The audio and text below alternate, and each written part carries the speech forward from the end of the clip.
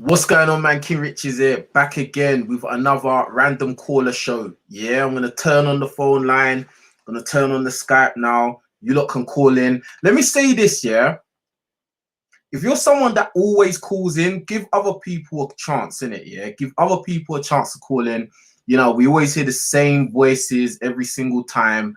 Yeah, and I appreciate everyone that does call in and who has, but you know, let new people call in, you know, because it's good to get like more opinions. Yeah, more opinions. Yeah, there's a lot of things that are going on. Obviously, right now we're all on lockdown, you know, global lockdown, right? And you know, everyone's got their view and take on it. You know, big up my boy Chezamain. Yeah, if you don't know Chezamain, he's a YouTuber from the UK. He's just like me, black guy. Yeah, and he's got his channel, so make sure you go subscribe to my boy Chezamain's channel. Yeah, he was talking about his views of the coronavirus and stuff like that.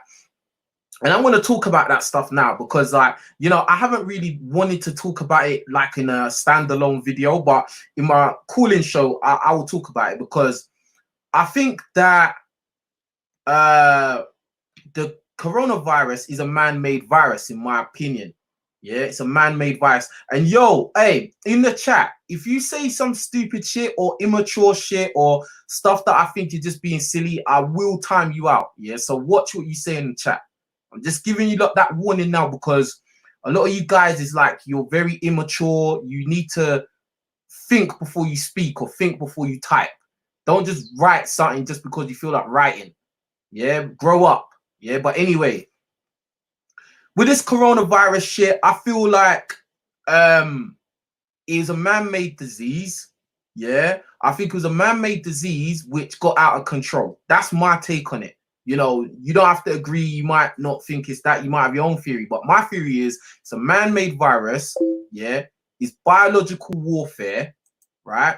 And it's deliberate. Yeah. And I think that it's very sad that, and big up Bear Logic for the first super chat. What's going on, Riches? Yeah. Salute to you, brother. Salute to you as always. Yeah. One of my American brothers out there. Trust me. It's real. But yeah, it's definitely a man-made disease. Yeah, like, you know, in China they're trying to say that, oh, the disease come from black people and all of this shit, and they're kicking black people out of the hotels, out of their houses and stuff, making them walk about. That's ridiculous. Yeah, it's absolutely ridiculous. And then, as a lot of you lot know, if you've seen on my social media, I've posted a lot of posts on my Snap and Instagram where it's basically highlighting the fact that they want to try out vaccinations in Africa. They want to try out corona medicine on Africans. But let's keep it real. A lot of Africans don't have the fucking coronavirus. So why are you testing it on them? Why don't you test it on people who, quote unquote, have the coronavirus? You know, I always think there's an agenda for everything. I think that everything is done by design. Yeah, a lot of this stuff that you're hearing about the coronavirus is basically to make people feel scared. Like the general population is going to get scared because, you know, in the news, all they ever keep talking about is how many people have caught the coronavirus, how the death rate is rising. Yeah. But personally, I don't know anybody that's caught the coronavirus. I don't know anyone that's died from the coronavirus. And nobody I know knows anyone that's died from the coronavirus. Now, I'm not saying it doesn't happen, because if someone's out there listening and it's happened that they know someone that's been caught up by it, fair enough. But me personally, I don't know anybody that's got coronavirus. Nobody. And I know a lot of fucking people across the whole fucking world, blood. Yeah. So it's kind of suspect because the way they make out of this coronavirus is that it's so serious. It's such a pandemic that they had to lock down the whole world. Think about it. No traveling to other countries, no trade, no nothing. Like, you have to stay in your house. Why do you think they want you to stay in your house? Why do you think they want to lock down the world? There's an agenda for everything, fam. You know what I mean? Like, and at the end of the day, like, look at the people that have been recorded of dying from the coronavirus. Now, I know there's always going to be exceptions, but the vast population of people who have died from the coronavirus have been old people and people that already had medical ailments. Therefore, these are people that already had some kind of disease that their lives were at threat from catching a common cold. I have not heard any story of some young, fit, 20-year-old guy or girl who had no medical problems that got the coronavirus and died. I've not heard anything like that. For fuck's sake, the Prime Minister of the UK got the coronavirus and he's okay. And he's an old dude and he's fat. And he doesn't look like he's in the best of health anyway. But he got over it. You hear about all these fucking celebrities, Tom Hanks and all these NBA players and all these other people, Idris Elba, they got the coronavirus. They're not dead. You see what I'm saying? At the end of the day, people need to realize that more people die from the common cold every fucking year than this so-called pandemic of coronavirus. Do you know what I mean? So yeah, this shit is weird, you know. And I feel sorry for some people because, you know, some people are not making any money whatsoever. Like, you know what I mean? Their jobs of like lockdown, you know, they're waiting for a paycheck from the government now. You know what I mean? I got a mate that he just before the lockdown in the UK and stuff like that, he went out and took a £10,000 loan to buy like a vehicle, right? Which normally it wouldn't phase him because he's got money like that. He works like more than one job. So like normally it wouldn't phase him like that. But because of the coronavirus, both of his jobs have been basically locked off until further notice. So now he's got this loan that he's taken out from the bank, plus he's got like his normal bills and stuff like that, and he's got kids as well. So that's put him in a fucked up situation.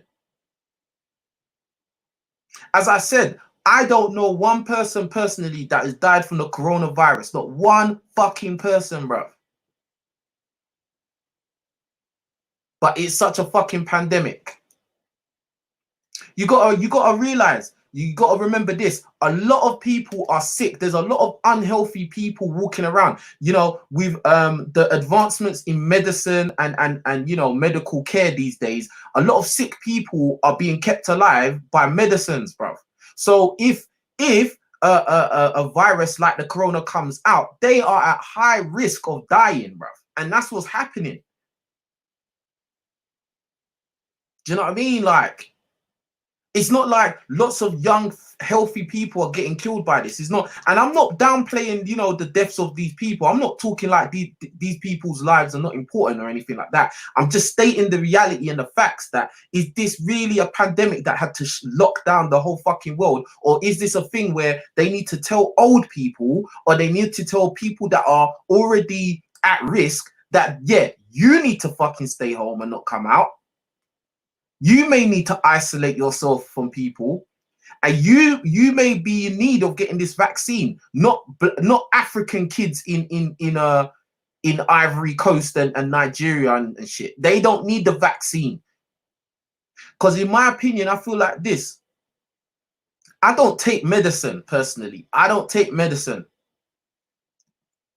You know what I mean? That's not me. I'm not somebody that goes to hospital. I don't take medicines, bruv. You know what I mean? I don't really get sick. You know what I mean? When I was little, when I was younger, I would get like headache, you know, usual shit, flu, etc., etc. But as I got older, like I really don't get sick. And to be honest, my take on the whole reason why I don't get sick, and something that a lot of you lot should copy, is that I've always exercised, bruv. Once I got to that age where it was like, okay, I don't want to be a fat little shit anymore, and I wanted to like play all the sports and all of that shit. And then especially when I started going gym and being in the fitness field and like obviously playing American football, etc., etc. But I noticed that my health levels just skyrocketed, yeah, and I didn't get sick anymore. Do you know what I mean? No more headaches, no more belly aches, no more flu, no more nothing. I tell you, the most that happens to me, like once a year, is I might like get a runny nose and a sore throat once a year. Like that's, and it obviously happens in the winter. That's it. Yeah, or like maybe it's the winter time and I sleep with the window open or some shit like that, and I get a cold draft or something like that. Yeah, then. But even then, even if I get that little ailment, it will last a week and it's gone. Because even when I do feel a bit run down, I still go gym and I sweat it out, I run it out, and I feel a lot better. And also, I don't eat like shit. I don't eat crap regularly. Do you know what I mean? I'm not gonna say my diet is perfect, but I don't eat crap food that often. Like, do you know what I mean? My diet is mostly quite, you know, balanced. You know what I mean? A lot, you gotta remember, majority of people are not healthy, period. So they are at risk. A lot of people think that they're healthy and they're not. If you are a person who drinks a lot of alcohol regularly, you're probably not healthy on the inside, bro. You might feel okay, but you're not. If you are somebody who smokes a lot of cigarettes, you're definitely not healthy, bro. That's probably the worst. If you smoke cigarettes, bro, you are at risk of getting corona, because the coronavirus is a respiratory disease. It attacks your lungs. Think how many people are heavy smokers. Yeah, that fucking risk, blood. Anyone that's got asthma, if you got asthma, you're at heavy risk. But a normal person who he looks after themselves, eats right, you know what I mean? They ain't gonna fucking die from coronavirus. This is bullshit, bro. I think it's an agenda. I think that they want to scare the majority of people so that they can gain control of the majority of people, the general public, because fear, it usually makes people comply to new laws and legislation. They've been doing this from the beginning of time, bruv. This isn't a new tactic. And this is just my take on it, innit? Like, this is what I believe. Big up Daniel Ram. He says, a lot of us already have it, but are asymptomatic. Yeah, do you know what? Honestly, yeah, honestly, I think a lot of people have had it. Bro, I'll tell you this. Yeah, I had a cough.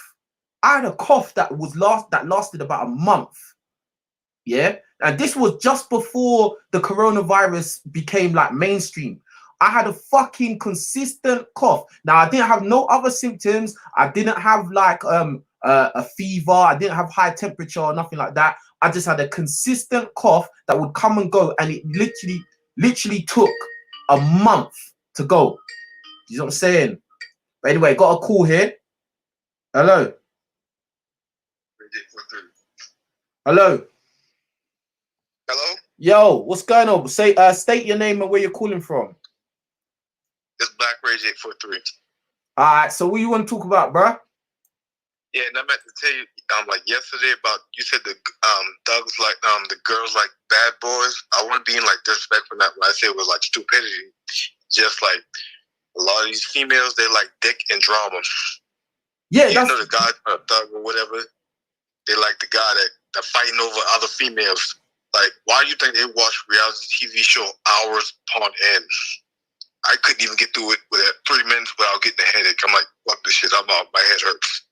You know. So what are you saying? What are you saying? What is your main point? Yeah, like most females, they just like the drama of the fact of the so-called exciting lifestyle until shit gets real. Like, oh, I'm dating a drug dealer. He protects me. He blah blah. All of a sudden, they kick that door in. Either it's gonna be the police or someone that either he wronged or wants something he's got. Now she's held duct tape with a rifle in her mouth, and they're asking her, "Where's the money? Where's the drugs?" I get it. Look, at the end of the day, like, I agree with you. They do like drama because they like to have something to talk about with their friends. Like, that's absolutely true. But at the same time, like, bad boys are not only criminals. Yeah. That bad boy a bad boy could be so-called bad boy. No. Hey, we don't talk over each other, bro. We gotta let each other speak. All right. A bad boy can be a guy that is just like very sought after by other girls, maybe for his looks or his money. And the guy knows that he can get other girls, and so he treats them a certain type of way. These kind of thugs and all of that, yeah, they may be simping, but look, a guy could could be simping as in like spending a lot of money on a chick, but he could still treat her like shit at the same time, bro. Yeah. Do you get what I'm saying? I get that way. So it's not just like a one-sided thing. This is why like we use the term bad boy, because it's an umbrella for the thugs, it's an umbrella for the pretty boys, it's umbrella for, you know, the popular guys, it's umbrella, and it goes, you know, it's not just black and white and that, like it goes across the board. And in the video yesterday, what I was saying is the common thing that you notice is that a lot of these bad boy types, they're very indifferent to these girls. Like that's the main thing, and that's what usually causes these girls to want to stick around, because they know that they can get replaced. So that in their mind makes the guy high value. Like, oh shit, if I don't act right, he can get another girl that may be even better looking than me. That's how they think, bro. Cause I've seen the so-called players, but like you know how they have girls in their rotations. Mm-hmm. Depending on the girl, that depends on the girl in the rotation. It depends how he treats them. He may have some girl that he do treat right or whatever, and he got the one he's just smashing recklessly. Yeah, but think about it. Even if he got one that he feels is wifey, right? He's still banging the other one. So obviously he doesn't really like. He's not really respecting his wifey like that. Not to the degree of the good guy. Yeah. Like the nice guy wouldn't dare do that. Yeah. And that's the difference. Yeah. Like the bad boy doesn't care. The bad boy. The bad boy is still gonna do what he wants to do. That's the point, bruv. Yeah. Like the nice guy would if he gets a girl that he feels his wife, he would never even dream of banging another girl. He'll run away from other girls, bruv. Because he's scared that he might lose her. Guy quality, yeah, that might just mean he's a loyal individual, you know. Yeah, but we're talking in generals, bruv. Like you're trying to make it specific. We're talking in generals, bruv. We can't. It's like some guy in the comments underneath that video. He said, "Well, I'm a nice guy, and you know, da da da." I'm like, bruv, the video's not just about you, bruv.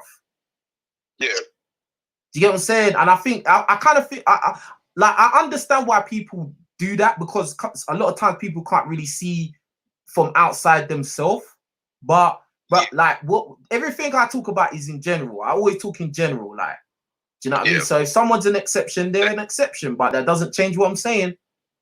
Yeah, but I'm only saying because they usually equate the good guy to the pushover, like he's soft or something, when that's not the case. Because I'm not gonna say a thug or a bad boy.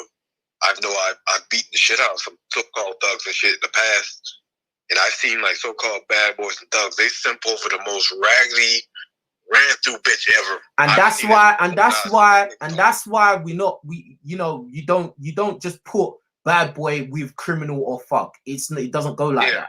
And you don't look a fucking criminal can act like a nice guy as well. He can be the nice guy. Like the most dangerous killer could, when it comes to women, he could be that simp nice guy, bro, and get played. Yeah. So you don't really need to go down that road of saying this guy could be like this guy. We're talking in general, bruv. Yeah. You get it? Yeah. Yeah. And I've also seen, like, you know how I've seen how they grown up to, like, my old job. These were the guys who was the playboys and got all the girls, and they don't have nothing to show for it either. You know what I'm saying? Yeah, that's what I said. Yeah, go on. They were the playboys, whatever. Because they tried to come at me. Why you had no girl? Now at your age, I had like 5. But now they got one raggedy old female that they know they don't care about like that. They probably married her for, I don't know, security reasons, to be married or something like that. Yeah, some of these bad boys. They ain't necessarily no criminal, but yeah. They were some of these bad boys. They chads that refuse to grow up and make something themselves and try to count on it. It looks like a woman, you know? Yeah. Some of these bad boys, they're obsessed by women as well. Yeah. And what happens is, as I say a lot of times in my videos, the most important thing is getting power in your life so you can live the life you want to live, bro, for yourself, bro. If you are obsessed, whether you're a nice guy or a bad boy as well, or a Chad or Tyrone, and you are just totally obsessed by girls, and that is the most important thing to you, and you don't fucking focus on your own life, reality will catch up to you real quick, and your peers will pass you by, and then before you know it, hey, we don't talk over each other, man. My bad, is my connections. All right, well, like, all I'm just saying, like, look, the most important thing is, you know, just to work on yourself and think about your future. That's always, whether you're Chad, Tyrone, incel, wherever the fuck you are, criminal, 9-to-5er, you need to be thinking about how your life is gonna be in the next 5-10 years, bro. You know what I mean? Because no girl is gonna be able to help you. No pussy is good enough for you to ignore your future. Because these girls ain't gonna help you. They can't. A lot of them can't fucking help themselves. And I would love a female to call in and tell me if I'm chatting shit or not. Because I know what I'm saying is real. You know what I mean? But anyway, is there anything else you want to say, bro? No, my bad. It was just my connection. You delayed, so I thought you had stopped. Oh, okay. I was trying to talk with you. It was just my connection here for some reason. Oh, okay. No worries, man. No worries. What else you want to say, though? Hey, man, you keep doing that good work, bro. Keep preaching that truth. Nah, I appreciate that, bro. And this is Black Rage. Black Rage has been a loyal subscriber supporter on this channel for a long time, bro. Get me? Long time. Get me? He's got maximum respect from me. Like, you know what I mean? He's kept it loyal and consistent. Yeah. So, you know, you lot can take a leaf from his book. Trust me. And he's doing the right things in his life. Like, I've spoke to him differently as well. He's doing things with his life. So, you know, big respect, and I salute you, Black Rage, as always, bro. And I'm about to get my certifications in computer sciences and stuff too. So while I'm in the army, that's so when awesome. I get out, I'll probably have that 6-figure job or something like that. But I'm probably going to use to have my own business or something. I don't know. That's awesome, bro. Just keep your head on straight. You know what I mean? Keep your head on straight. Do the right things that you're meant to do. Stay out of trouble. Stay out of conflict. Stay out of just, like, you know, all the poisons and shit. You know what I mean? And that's it. That's all you got to do, fam. Yeah. You know what I'm saying? Like I said, just my connection, you know? Yeah. No worries, man. But yo, bro, call in anytime, yeah? All right, no problem. All right. Like I said, that was my bad. All right, no worries, man. Here for some reason on Skype. Yeah, don't worry about it, man. Don't worry. It's nothing, man. It's nothing, man. Don't worry about it. It's cool. All right? I'll talk to you in a little bit, bro. You still going to the gym? Huh? It's closed down where you're from. Bro, it's lockdown, man. Everywhere's closed, bro. All right, man. Like, why do? All right, peace. All right, peace. No worries.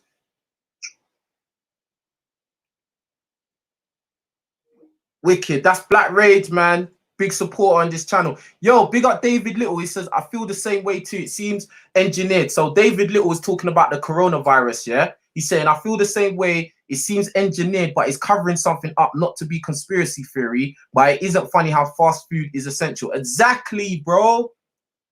Think about it, man. Think about it. Like, think about it. We're on lockdown, yeah? And, like, they're still installing 5Gs. Like, they still have things going on.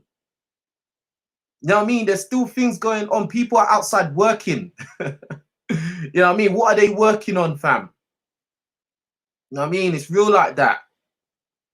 But yeah, nah, it is definitely engineered. It was made in a lab. How can this shit just come from nowhere? Like, fuck, and sweep across the world so fast? Like, it's ridiculous. You know what I mean? Daniel Ram says, you are not a doctor, but odds 80% recovery. You are not a doctor, but 80% recovery. That's what, look, at the end of the day, I know I'm not a doctor, but I'm saying, like, look, if you're a healthy person, you have got a higher chance of having an immune system that can fight off all these kind of pathogens.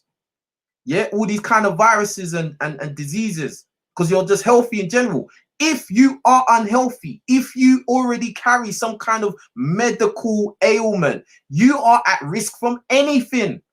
not just corona. So if all these if the majority of people that are dying are people that already have some kind of medical issue, then is it really a pandemic on the general public? Does it really mean the whole world has to lock down? You have to think about it, bro. You have to think about it, like, so. And as I said, the Prime Minister of the UK, he got it, but he recovered, and he recovered quick as well. You know what I mean? Daniel says nicotine has shown to reduce symptoms of corona. Bruv, that's not an... I don't know about that. I don't know about that at all.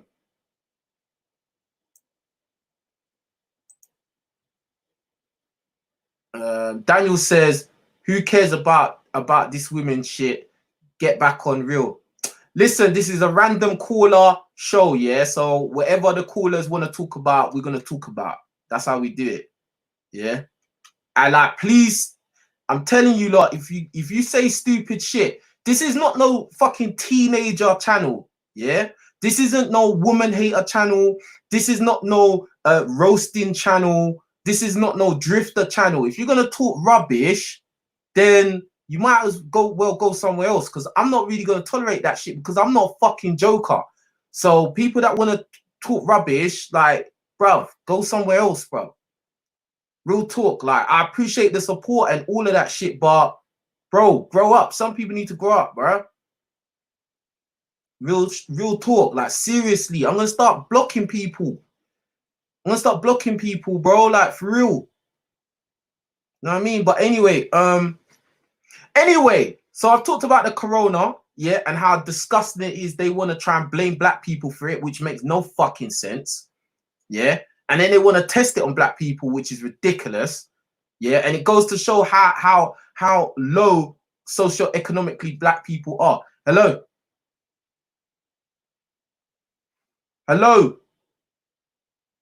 All right.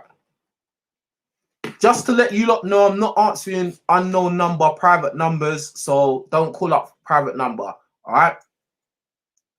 But yeah, like, and you got to understand that like, what was it? Bill Gates? He said that we need to get rid of 1/3 of the world's population, you know? And then now, like, you know, all this testing, and they want to start giving out vaccines and shit, and they want to target black people for that. Why?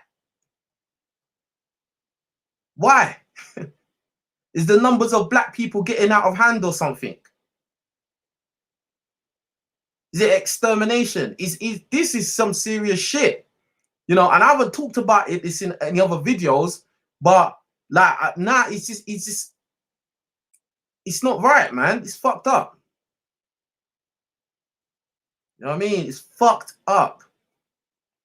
Test it on the people that are sick, not people that have nothing wrong with them. It's fucked up. Anyway, I'm gonna move on to something else I've seen today. In a bit of a lighter topic. Kanye West is now a billionaire, right? Kanye West, and you know me, I'm not into the idol worship. I don't really watch celebrities like that. I don't really care about celebrities, because at the end of the day, they're just human beings and stuff. But Kanye West is a billionaire, and it's just crazy, isn't it? Like, it's crazy, because I saw a video from another YouTuber, another black YouTuber, right? And he was talking about how you know, he used to date what is it, Amber Rose, right?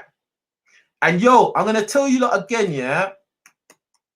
There's some of you that, like, you consistently say stupid shit, like you always write the same shit over and over in the chat. I'm gonna start timing you lot out. I'm giving you a last warning.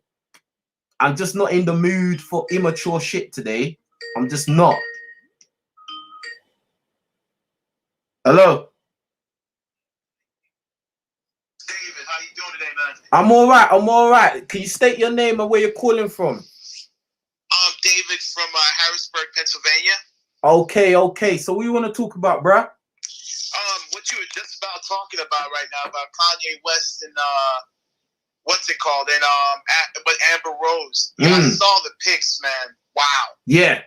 How far she has fallen. How the mighty have fallen. That's it.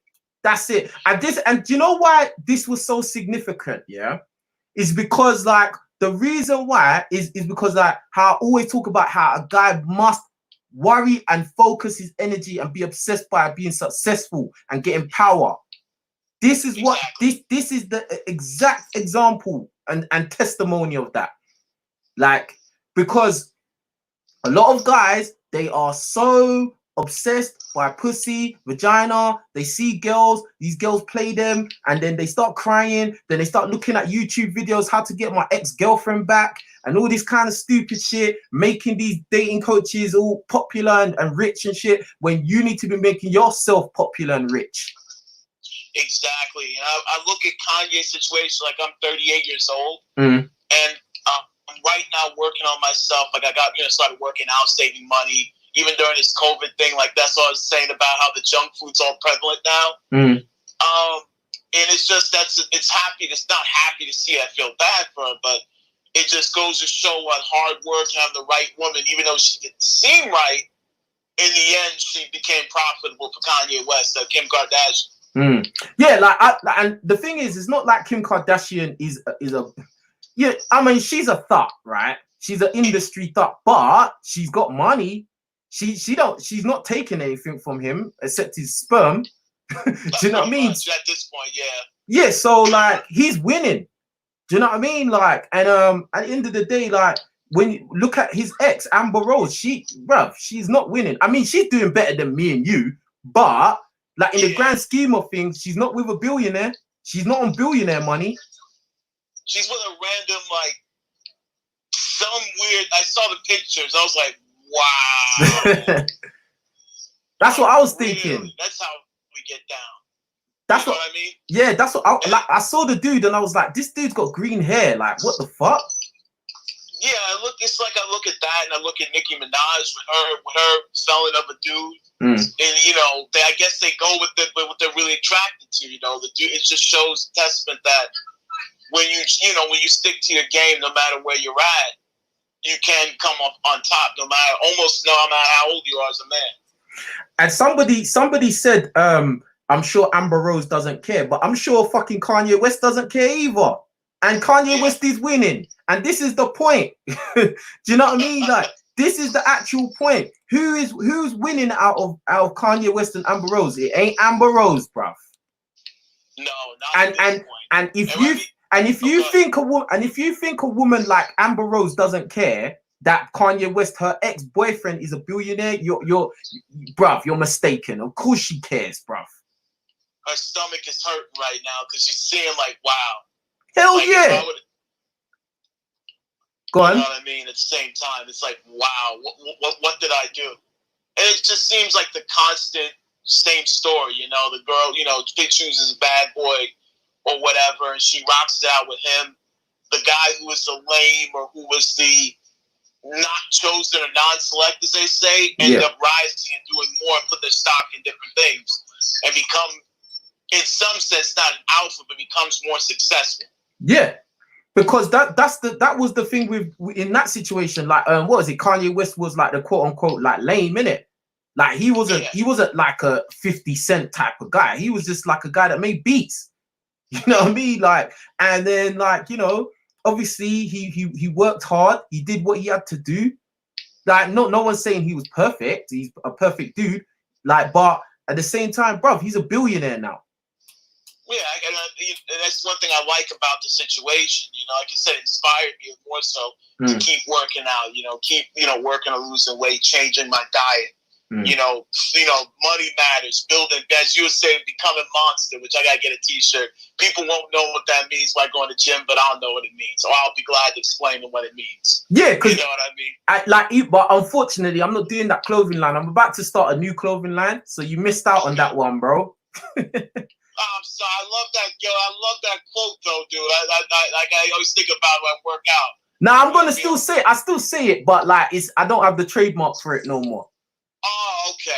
Gotcha. But yeah, being a monster is not just about going gym. It's about just your lifestyle, your approach to life. Do you know what I mean? Gotcha. And like yeah, at the end of the day, I just feel like this is like, if there was ever a great example, it was this one right here in front of our faces, that, like, you know, don't be obsessed by girls. Like, you know what I mean? Yeah, girls will come and go, and some girls will reject you and look down at you and look and feel like they're better than you. Yeah, and they'll go off with whatever guy they see next. But as long as you stay diligent and consistent to what you should be doing, you will win in the end.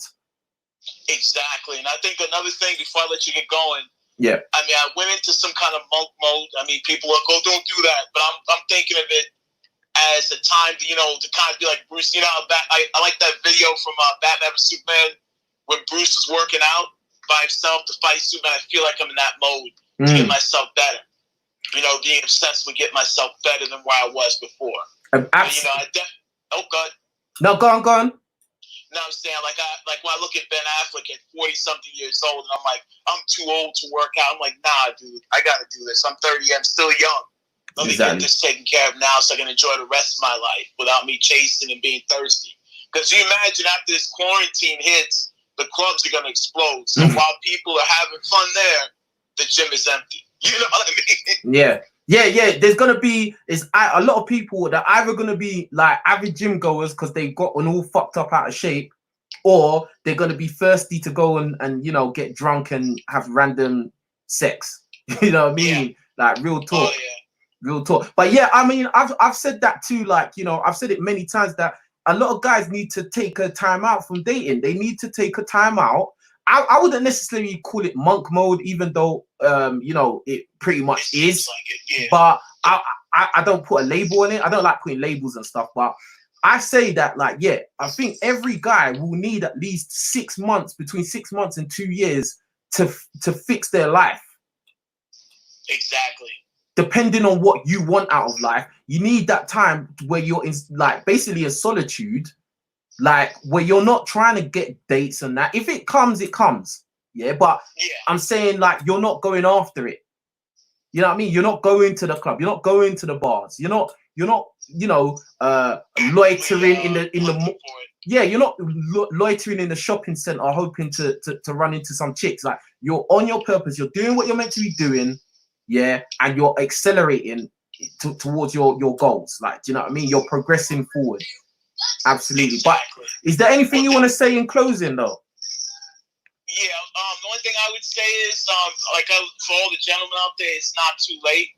Keep pushing, you know what I mean? No matter what it looks like, just keep on pushing. You know, no matter how many naysayers you have, how many people are around. Because the one thing this quarantine did show us, it shows who's in your circle and what's most important right now. Absolutely. Bro, I appreciate the call and call back anytime, yeah? Yeah, I appreciate you, man. You have a good one. All right, you too, man. Talk to you soon. All right, peace out. All right, peace. That's an excellent call there. Excellent call. Big up Daniel Rami says celebrity culture is being exposed. People not happy. Hey, listen, don't idol worship celebrities. Don't idol worship musicians. Don't idol worship actors, entertainers, pro athletes. Don't idol worship, period, bro. Full of shit. They usually are puppets and are tools of agendas, right? You know what I mean? As I said, a lot of celebrities have said they've contracted the coronavirus, but I don't know any celebrities that are dead. You know what I mean? Real talk. Big up Nick Pin. He says, get power, dominate. Absolutely. Big up Nick Pin. That's where it is, man. Get power and dominate. You know what I mean? You're getting it for yourself, so you live life on your terms. You know what I mean? You know, you may not become a billionaire like Kanye West, but there's nothing stopping you from living a happy life where you're living with control and not at the mercy of any boss or any bitch. You know what I'm saying? Real talk. Hello. Yo, what's going on? What's your name? Where you calling from? Kevin from London, bro. All right, Kev. So what you want to talk about, bro? Is that right if I go back to the COVID-19 topic we was just talking about? Yeah, go on. It's just a little brief thing, yeah. Just a brief thing. Basically, they're going to bring in mandatory vaccines, yeah? That's what the plan is. And I'm just here to warn everyone to not take part in the mandatory vaccines that they're going to bring in. So that's the direction that they're going to go in, yeah? And then they're going to attach that to getting everyone's name on a database, yeah, then they're going to have everyone chipped. That's how I feel that's the way they're going. But they're definitely going the mandatory vaccines way, and it's up to us as citizens, yeah, to stick up for one another, unite, and come against the government. That's what I personally think. Yeah, so I came here to call just to warn. And what's your take on it as well? Do you think they're going to try and bring in mandatory vaccines and then, you know, link that with the chips? And that's where 5G comes in. I don't think 5G causes coronavirus, but I think that's part of the whole setup in having everyone connected. Like, it'll be easier for everyone to be tracked to see who has coronavirus or whatever. That's how I think that's the way they're going anyway. The only thing I think, yeah, that I can like wholeheartedly agree with you is that no one should take any mandatory vaccination, blood. Like, yeah, but they're gonna bring it in. That's the thing. They're gonna pass it. I know. I heard what you said. I know what you said. Yeah, but I'm agreeing with you that nobody should take any vaccination, because at the end of the day, think about it. Yeah, like, if this so-called coronavirus is only really like killing old people with medical ailments, right? Or people with medical ailments, why are you gonna put that vaccine in your body? Think about it. Obviously, your body's strong enough to fight it on its own. It doesn't need no vaccination, bro. Because the actual vaccination, this is what I've heard and I agree with as well. The actual vaccination itself, that is what's gonna kill you, bro. That's what that's my take on it as well. Like, it's the vaccine, it's not what is their propaganda that they're putting out there. That's not what's going to kill you. It's the vaccination. Because think about it, yeah, we still don't know the long-term effects of what this coronavirus is or what it's going to do. We don't know the long-term effects, but all of a sudden they want to give out a mandatory vaccination. Bruv, I'm not taking shit. I don't take medicine anyway. Because, bro, listen, the medical industry is a multi-billion-dollar industry, you know.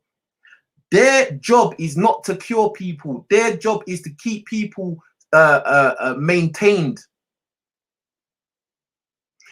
Bro, do you know how much technology we have in this life that we're living right now? There's cures for everything, bro. They haven't even brought out. Yeah, there's cures for everything, bro. What, you think there's no cure for HIV and AIDS, bro?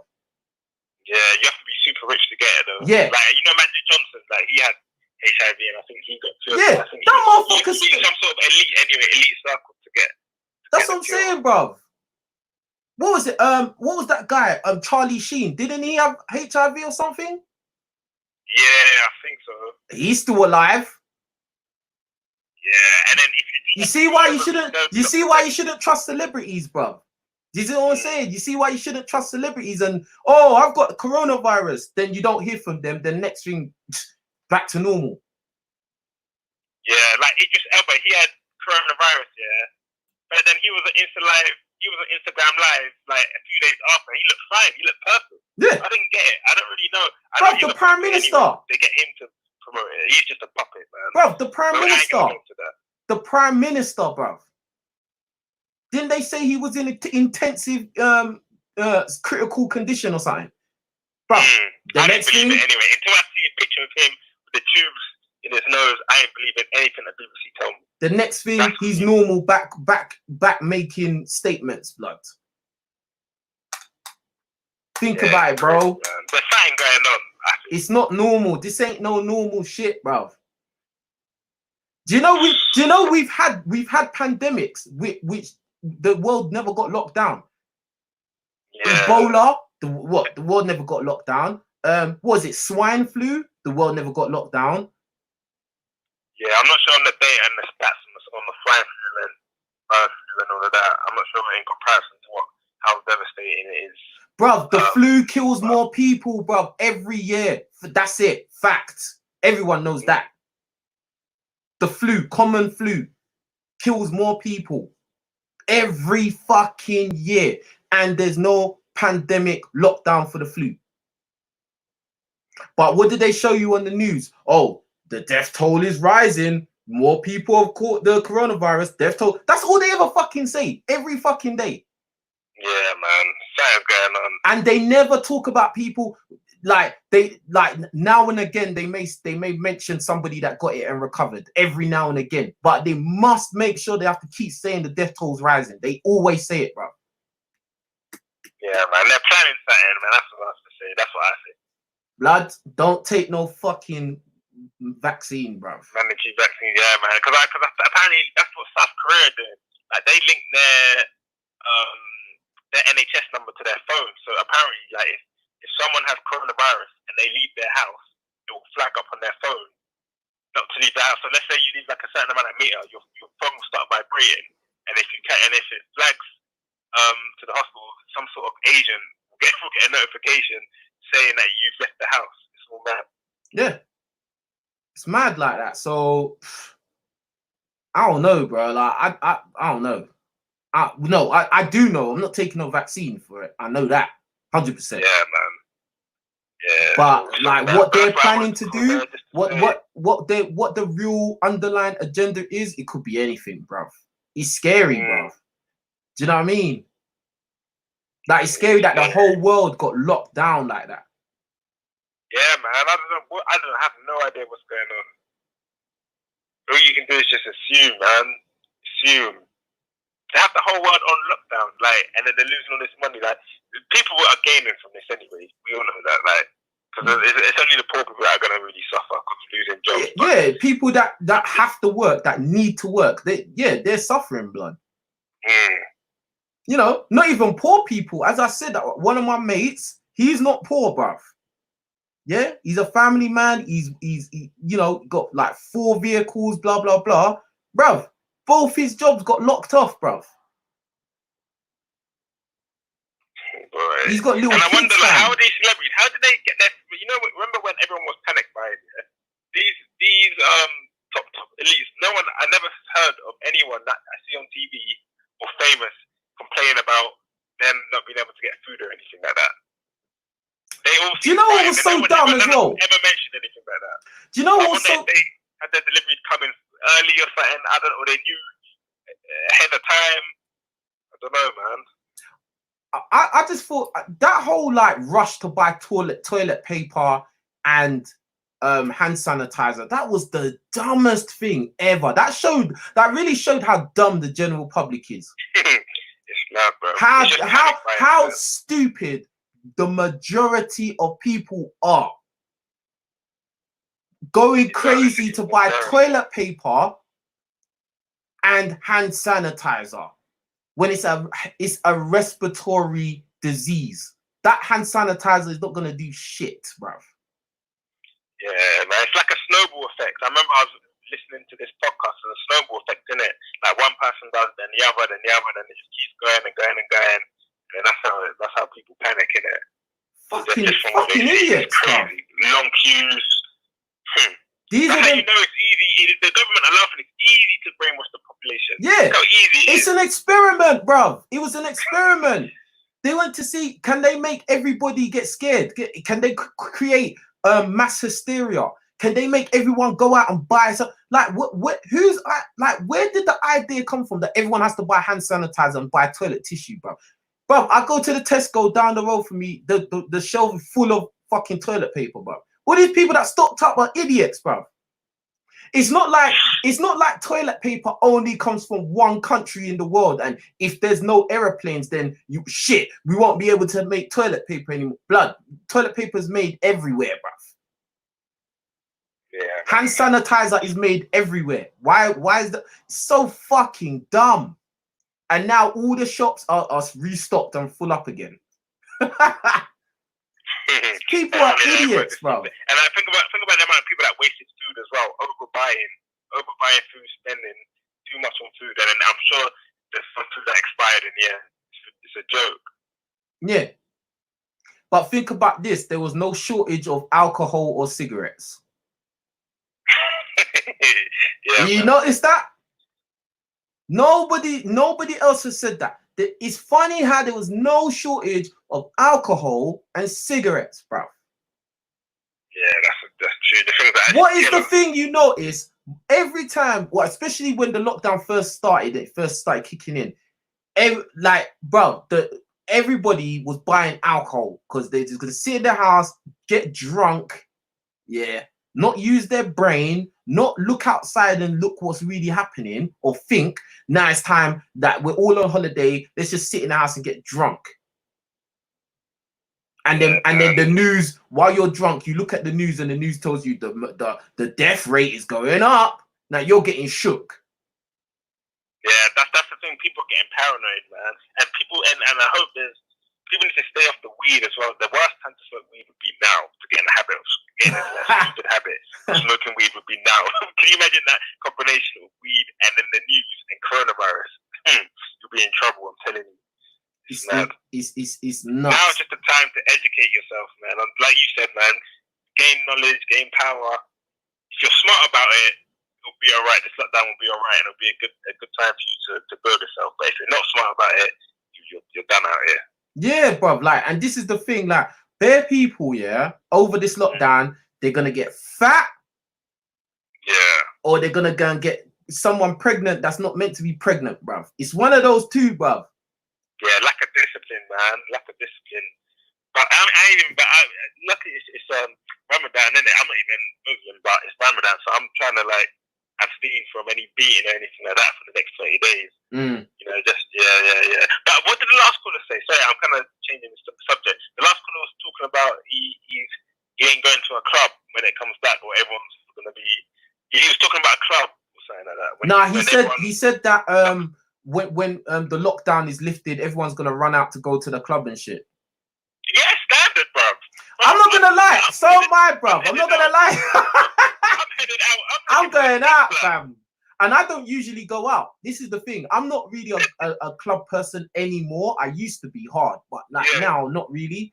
But because of this shit, bruv, I need to get out there and be around like girls for a bit. Bro, you know what I mean? Insane, man.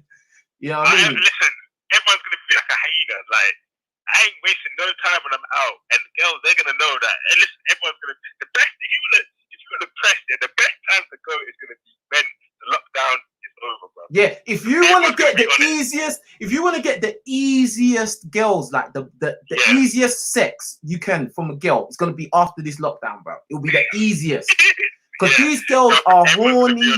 Listen, these girls are horny as fuck, bro. But I know their girls now, all they do is put like on the Snap and Instagram, all they do, and these are not like Instagram thoughts, these are just normal girls. All they're doing is posting pictures of themselves in like underwear, bikini, like outfit, like that's all they're posting now. Because they're fucking gagging for it, mate. You know what I mean? Yeah, mate.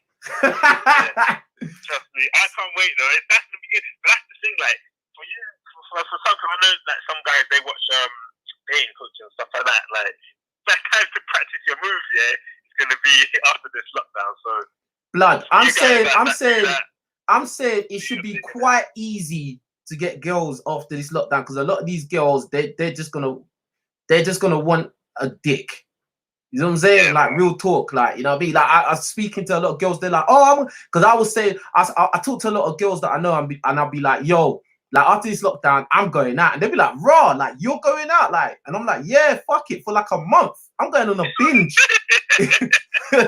You know what I mean? And then these girls are like, yeah, I'm going out, I'm gonna go out, I'm gonna go on holiday, I'm gonna go here, there, but they're gonna be up for it, bro. I'm telling you, it's real like that. I'm gonna be on it, bro. But do you want to say anything else in closing, fam? Yeah, just one last thing, yeah. Big up Kanye West for me, anyway. Big up Kanye West, because that guy, yeah, everything years ago, I think I was watching a Breakfast Club interview. He said time ago, yeah, that he was gonna, you know, be a billionaire. He's gonna be just as good as Ralph, just as good as Louis Vuitton. He's reaching them goals. So, you know, the things that he's doing, speaking what he wants into existence, yeah, is A1 for me. I like Kanye, to be fair. I think the way he comes across, he just says when he said, obviously he says mad stuff like wearing the red cap and stuff like that, but big up to him, yeah, because what he said years ago is existing now, isn't it? He's spoken into existence, so I can only give him credit for what he's doing. For me, anyway. I pretty much feel the same way about Kanye West. I mean, he is a bit crazy, and I think that his shoes are not all that, but like he's a billionaire, blood. He done it, bro. You know what I mean? Like, obviously, it's not an idol worship thing, but you know, I give respect where respect is due. Like, you know what I mean? He's worked hard, obviously, and you know, that's it, fam. You know what I mean? Like, now I wouldn't agree with his choices in women, you know, but fuck it. I mean, the woman he's married to, he's got kids with, she's a fucking millionaire as well. So fuck it. Yeah, and she got a big back as well. That ain't nothing to say about. I mean, bro, have you seen what she looked like before she got surgery, bro? Who, Kim? Yeah. Bro, go and do your research. You'll see that she had a lot of work done. She looked different, bro. She didn't look ugly, but she wasn't what she looks like now. No way. Okay. Like she literally could have been two different people. Yeah, I know Kylie Jenner. I know she looks terrible. Like back in the day, she was terrible. She looks completely different now. But Kim, I thought she had like consistency. Yeah, but it's all fake anyway. But you know what I mean, like, I don't know. Like when it comes to girls and surgery, I think they're basically cheating, innit? Yeah. It is cheating. It's cheating, but bro. In terms of would I bang girls that have done surgery? Yeah, of course. The fuck. He's gone. In America, I heard that like apparently all the girls there just all have like big backs because. Bro, it's not America. It's not just America. It's over here as well, fam. Bro, have you seen Black Chat London? Yeah. That show is trash, man. Bro, those girls. Do you think their bodies are real? Oh yeah, Esther. Apparently her body. Well, she said her body's fake, innit? Yeah. Yeah, she's not the only one on that show that's had BBL and all that.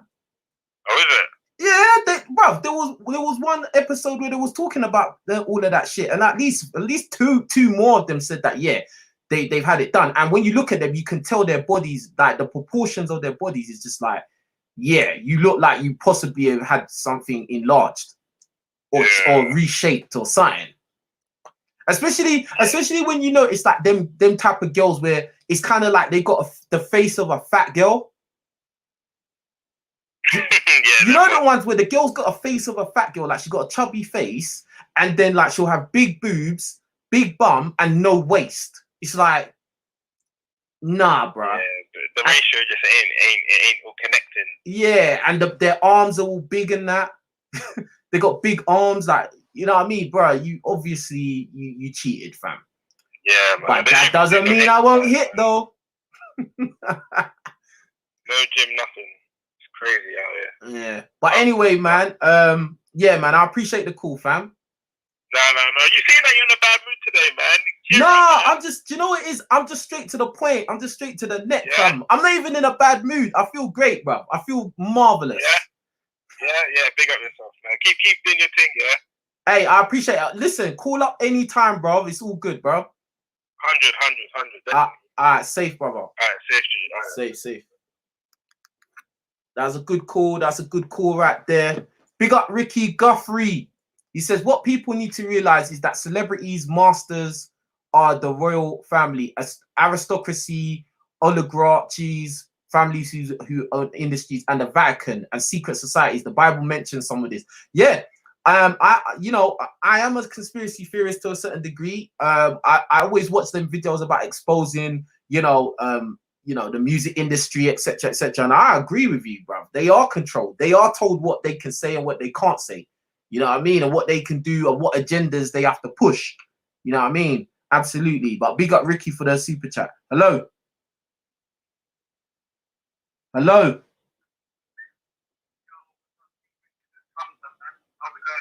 Oh, okay. So it's my boy Hamza from Dubai.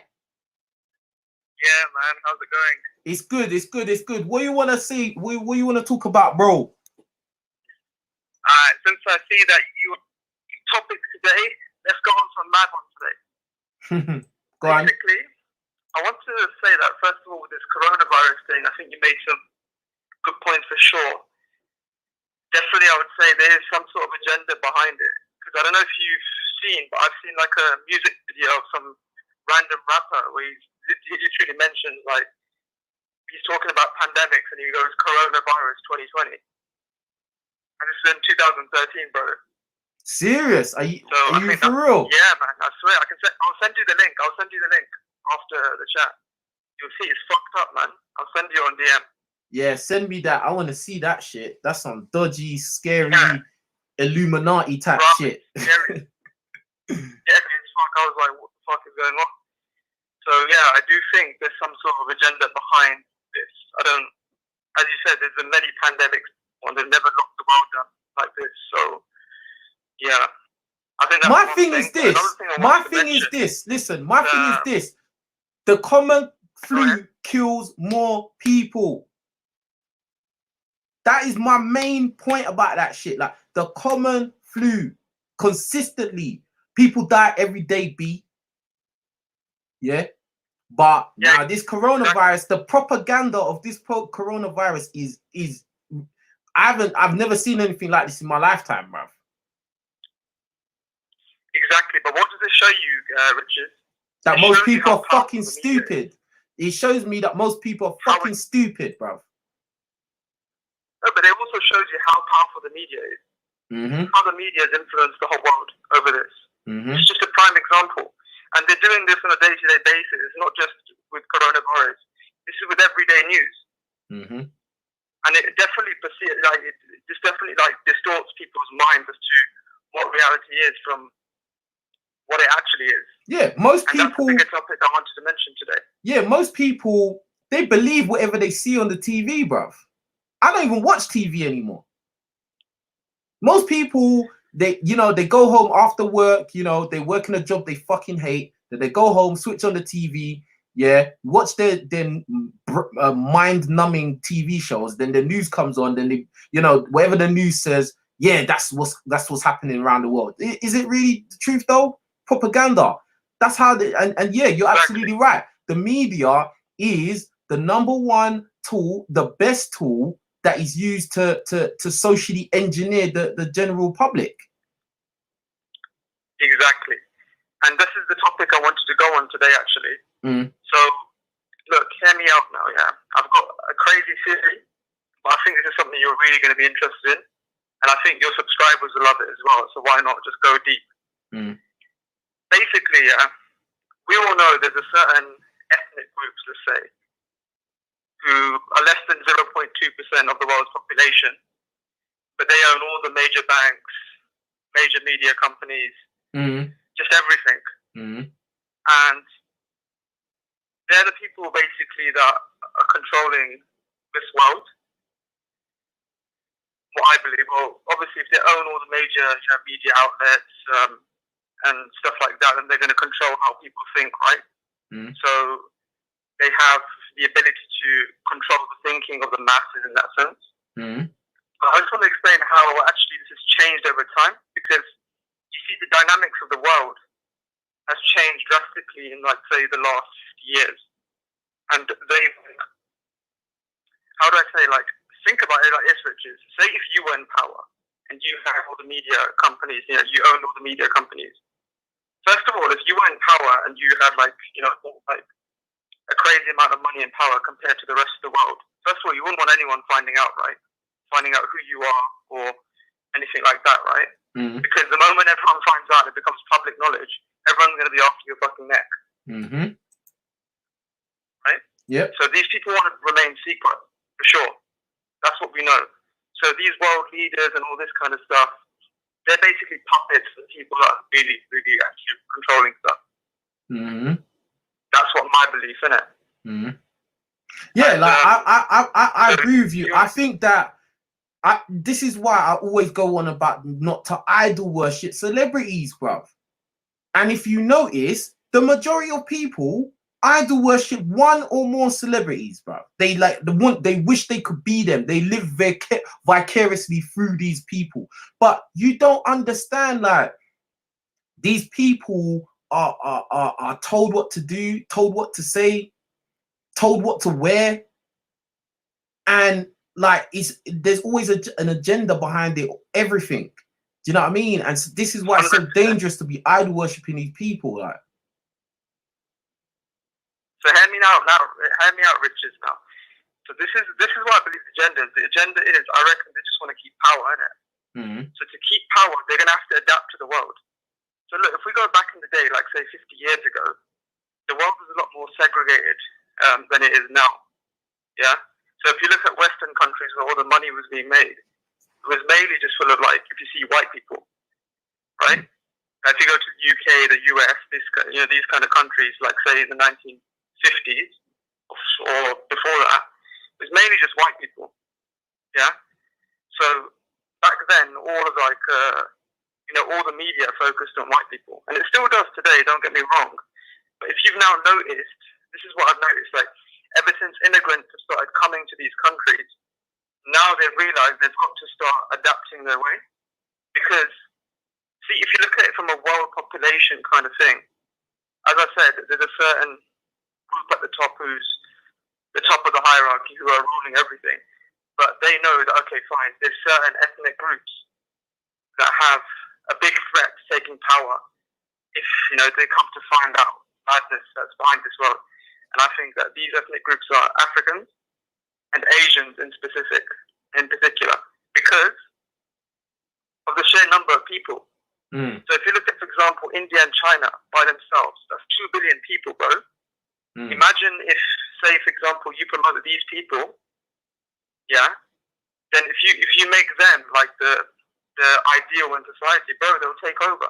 Yeah, but this is the thing, that they wouldn't like the let's say the demographic who are in control, they would never make that mistake to allow these other demographics who are a threat. They would never let them be like Superman. Put it like that. They wouldn't put them out there as Superman. You get what I'm saying? Like, because it's too dangerous. It's too, like, you're going to lose control. Like we've already said, the media is a powerful tool. So if they start putting out the idea that, okay, black men are not just rappers, athletes, and criminals, that they can actually rule the world, or not rule the world, but like, they can control a country, and the country can be productive and prosperous, and etc. etc. They don't want to put that. Listen, when they had Obama as president, number one, Obama was not the first black president because he was mixed race. Yeah, I agree. And he didn't do anything for black people in America. Let's keep it real. It was a trick. In my opinion, that's just my opinion. That was a trick, bro. I agree. And here's the thing, richez. So hear me out now. So you know exactly what you were saying. That was a really good point. And it's funny because let me tell you what the agenda is. And now, like, obviously with you gotta speed up, man, because you're being really long-winded. You gotta speed up, bro. Okay, fine. Simple, yeah. Let's just keep it simple. So now, ever since society's become multicultural, what they want to do, the people at the top, the demographic are they're white, yeah? White of a certain ethnic group. So what they're now doing to keep power, what they want to do is they want to keep everyone else happy at the same time whilst maintaining power. So what have they done? For example, they started promoting, like, for example, for black people, they started promoting their music. Because if you look behind, like, if you look in the 60s, like, if you look in the 80s and before, the mainstream media would promote rock music, which is what? White people music. And from the 90s onwards, when Biggie and Tupac came onto the scene, that's when rap started getting promoted, and that's when it started becoming more mainstream. Yeah, I get it. So I understand. Yeah, so they use that as a way to, again, to control society. Because what has that done? Because if you look at historical tensions, the two biggest, like, ethnic backgrounds which have the biggest tension is whites and blacks because of slavery, right? So they've used that as a bridge to narrow the gap between the two. Hence, that's why you also see in the media there's a lot of, like, there's a lot of, like, interracial, for example, interracial couples. Yeah. I get, bro. I get what you're saying. Like, it's like you're kind of going over it again and again. What? All right. So in terms of Asians, what are they doing then to make Asian people happy? So what they're doing by them is that they're giving them stereotypes of them being smart, hardworking, and stuff like that, so they can earn good money as like doctors and shit. You get it? But these are not new. These are not new things. Like the stereotype, like for instance, the introduction of black music becoming mainstream and being like really popular, and like basically giving black people a little bit of, you could say, happiness. Yeah, that's not a new thing. This is before, I'm sure, both of us was born, bruv. And same way with the stereotype of Asian people being smart and, you know, hardworking and business minded, etc. These are old stereotypes, bro. This ain't new shit. Yeah, no, I'm not saying it's new shit necessarily, but the promotion of it to this level is new. You think so? That's what I'm saying. Relatively, since I would say since maybe the 80s and 90s. That's my point, and that's I mean, I guess so. I guess so. I guess you're right. Like, but I don't know. I guess you're right. Yeah, I guess you're right. By bridging the gap, by creating, like, for example, more interracial couples, what has that done? That's basically because black culture and white culture had a lot of tension. By mixing them together, what has that done? Yeah, but how does? Yeah, but that's the thing. Yeah, but listen, bro. Like, okay, for instance, yeah, I don't think that interracial. Okay, for instance, interracial dating, yeah, that one in particular, I don't think that necessarily helps the plight of the people who are in power. I don't think that helps them. No, but you have to look at how long term you're looking, bro. If you're looking like in short term, then maybe not necessarily. But if you're looking long term, what does that mean? Yeah, but like, think about it. They would have to. Yeah, but listen, that's only. Yo, hey, listen. That's only applying to the black people who are first generation or descendants of first generation blacks in white countries, bro. What about Africa? Africa's the biggest continent on earth, bro. The population of black people on the continent of Africa, bro. No matter how much interracial dating, bruv, there's always gonna be enough black people about, bruv. That population is homogenous. No, it's not. He's not just he's not. Well, yeah. But so, what's your point? My point is in the West. So I'm talking about the West. Okay. So, like, I'm talking about the US and the UK and stuff. All right. If you just make it specific, if you're just making it specific to the UK and America, okay, yeah, you're right, because the populations of black people and Asian people in America and the UK is low as fuck. So obviously, if they all decide, oh, let's all mix out, then that population is going to diminish very fast.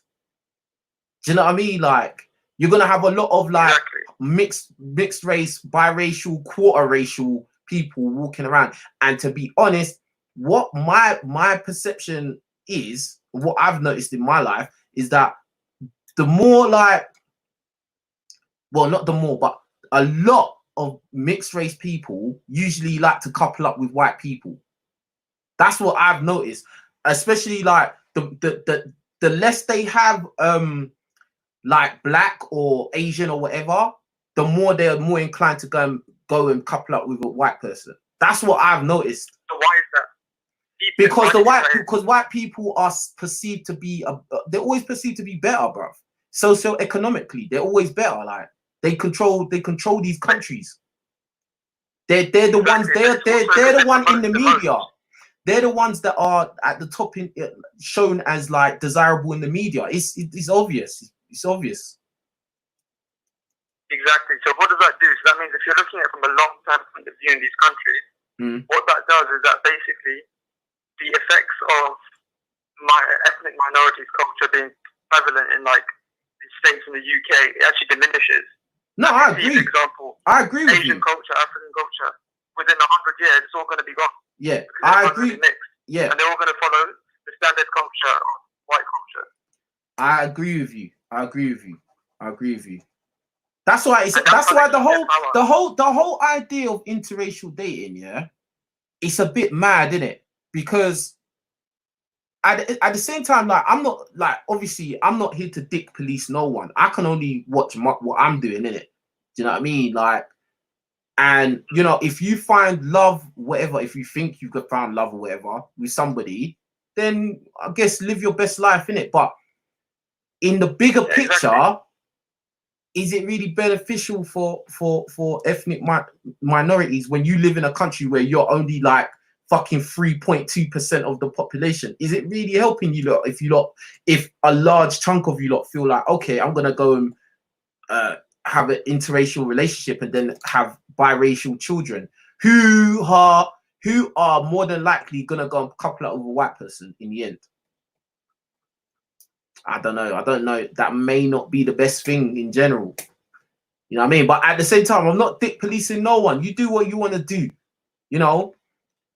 And there are biracial people that they fully embrace their black identity. And they may like I know personally people, biracial people that are like that, mixed race people that are like that they feel they're black, and you can't tell them nothing. And that's all and good. You know what I'm saying? But like, I'm just saying shit in general, innit? And I agree with you, Hamza, what you're saying, that like, you know, it does kind of dilute these ethnic minorities in these Western countries. It does, 100%. See, the way I look at it is, first, what they're going to do is they're going to try and promote blacks more in terms of interracial dating. Because if you see now, I would say most interracial couples between I would say black women and white women, right? In the UK, at least. I don't know about US because I haven't been there, right? Hello. Yeah. Go on. Yeah. So see, and as I said, that's because of historical tensions. So now, once that's done and that becomes standardized, what you'll see they'll start doing is they'll start promoting Asian people. Because at the moment, for example, in general, we're not very promoted in the media. They'll start doing that then. Say in about, say, 20, 30 years, you'll see them start promoting Asian guys then as high value, as options for white women. Because they'd want to dilute them. What? So what you're saying is that, like, basically, so what you're saying, the formula of these people that are in control, yeah, is basically to maintain control, right, in these Western countries, the US and UK, is what they do to the minorities who are a threat, right? And it's basically the men. It's the men in these minorities that are the threat. It's not the women, it's the men, right? So what they do is they think, okay, what can we do? Because we don't want to make it obvious that, you know, we've got an agenda against them. Let's start promoting them in the media. Let's start making them look like, you know, a guy that, you know, is a good option, you know, or, you know, he has status and value. So what happens is you get an influx of interracial dating from white women, because women always follow whatever is trending in the media, right? So if the media tells them that black guys are cool, you can get in a relationship with them, have kids with them, it's all gravy. A lot of white women will go and do, well, not a lot, but a percentage will go and do that. Which in turn, what happens is they have biracial children. These biracial children, a lot of them will go and couple up with white people.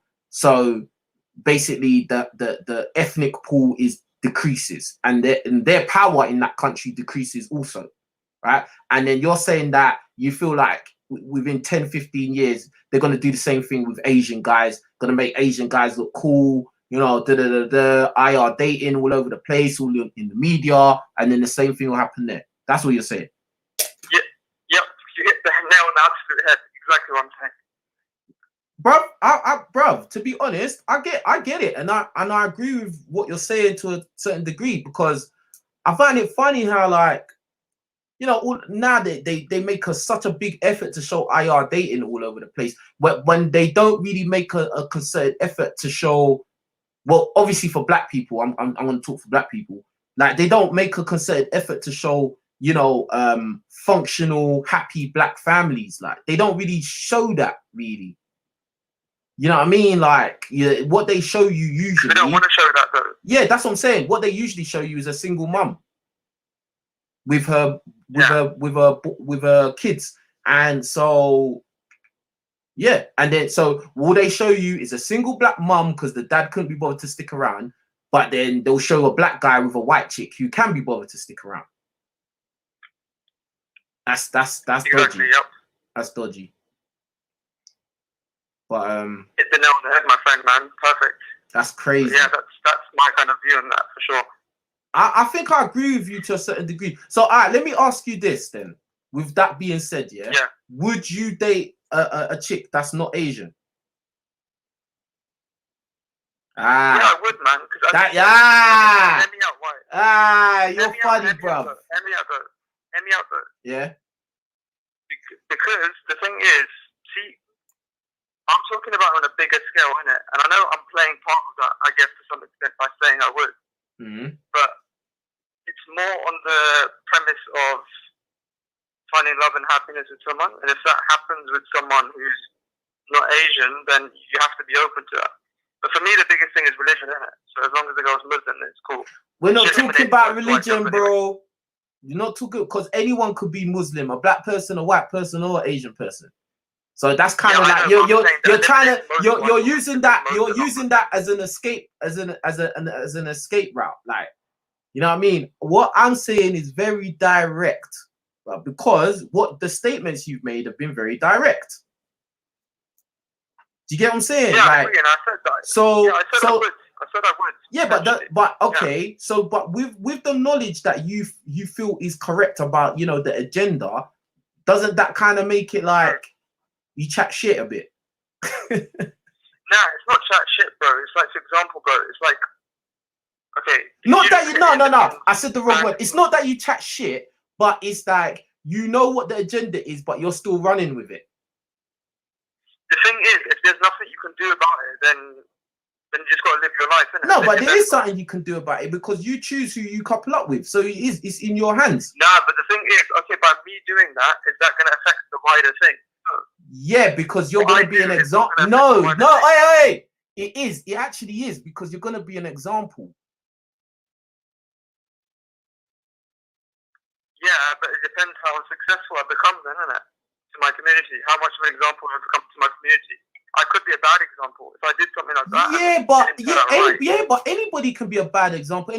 But at the end of the day, fundamentally, if you couple up with an Asian woman, you will represent an Asian couple, family, etc. You have kids with her, and other Asian boys will see you, and at least one or two of them may be inclined to replicate what they've seen with you. So you will be an influence.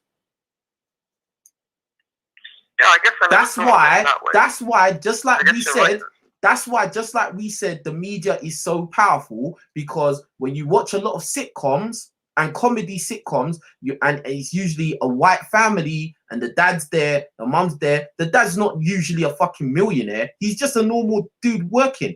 But at the end of the day, we know that is a powerful influence. It influences a lot of other white boys and male guys out there to do the same thing, whether they realize it or not. And unfortunately, with black people, they don't do that.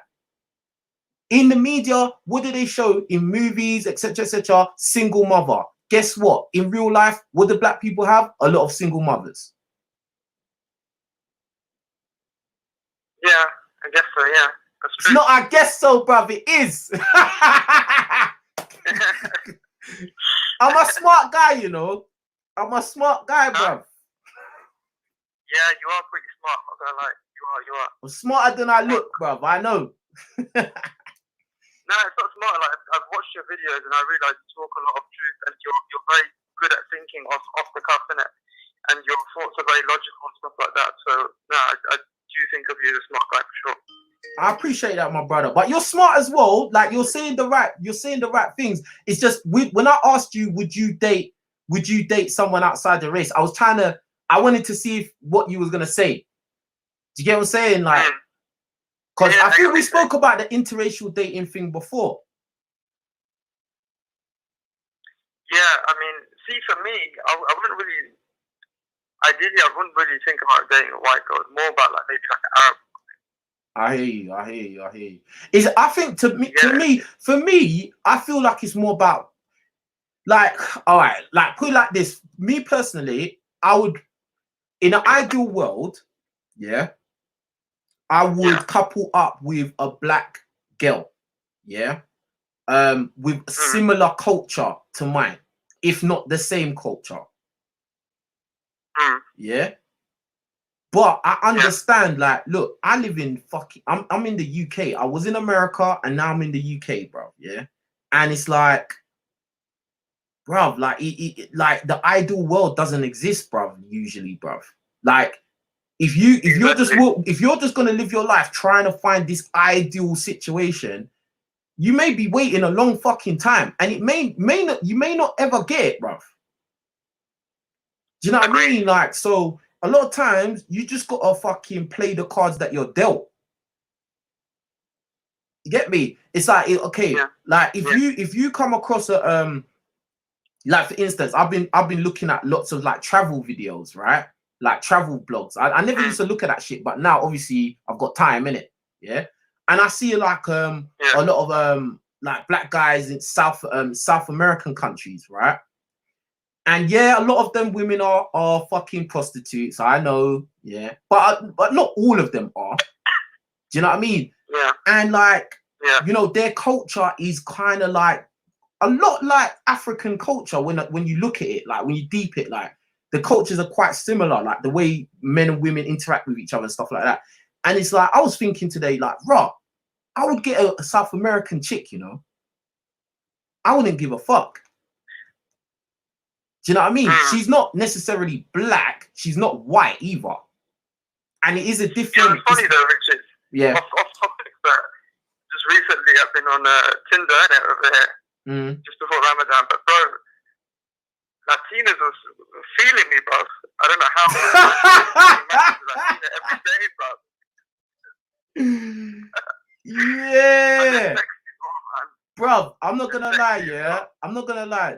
Them Latina chicks, bro, are bad bitches, but some of them are bad. Not all of them, obviously, but some of them, yeah. Fucking hell. They look like they're straight out of a Drake music video, fam.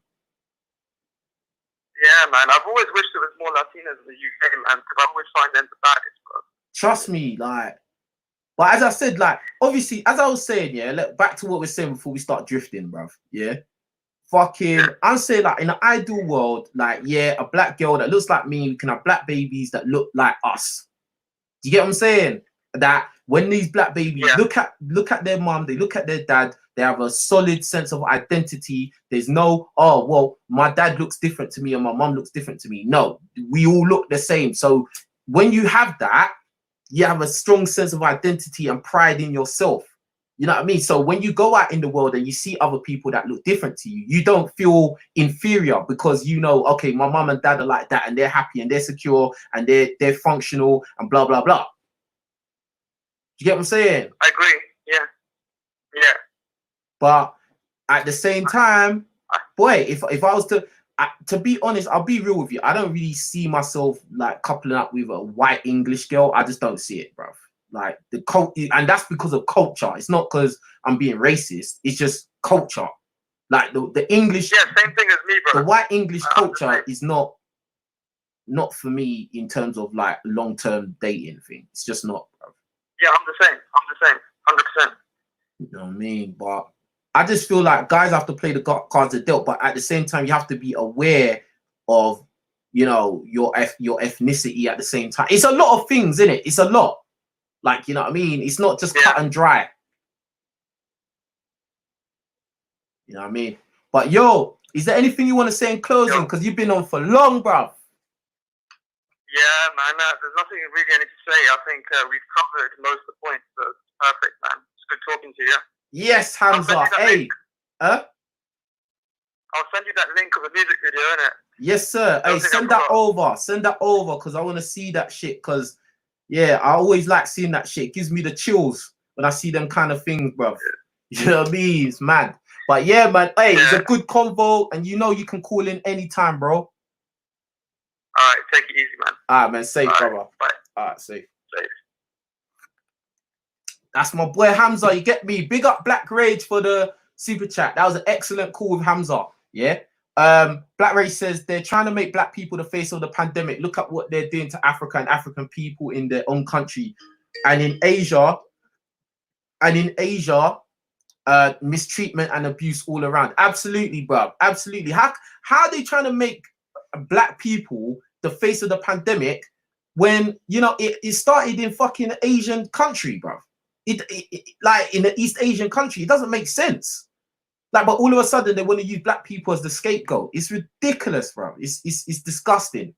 You know what I mean? And black people need to remember this shit and not just, you know, once the lockdown's over, they forget all about it. No, you need to be aware of how these people are cheating us. Like, big up Daniel Ram. He says segregation started with taking away significant privilege from black, privilege for female black, then marginally increasing privilege with poor white. The disparity was a strategy to divide a union of white and black. Ruling class does not want mixed races. They will lose control. I will agree that, you know, they want a divide, you know, like segregation. They want like white and black people to not like each other.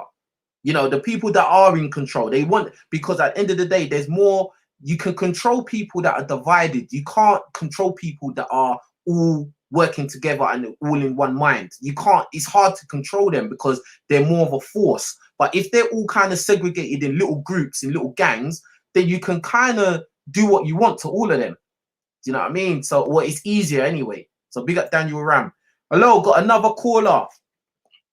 Hello. The stage or on YouTube. Red man, what's going on, brother? I'm good, man. I'm good. Jay, what's going on, man? What you want to talk about? Not much, man. Well, anyway, this is the subject I got for you today. What do you think about older women, basically women who are 40, 50 plus, encouraging younger women to basically, quote unquote, have fun, sleep around, be a party girl, aka fight it up in their teens up to their late 20s? Because I saw an interview on Twitter with Gabrielle Union and Dwayne Wade talking to Steph and Aisha Curry. And Gabrielle Union says, oh no, young people shouldn't get them, because Steph and Aisha got married when they were like 21 or about, and now they've been together for like 10 years. But she's like, do you remember I told you this? Like, oh no, don't get married when you're young. You should be sleeping around. You should be having fun, because that way you'll get it all out of your system and you'll be faithful to your man later. I mean, I guess it makes sense in theory. Yeah, I see the look on your face right now. But yeah, I guess in theory it makes sense. But come on now.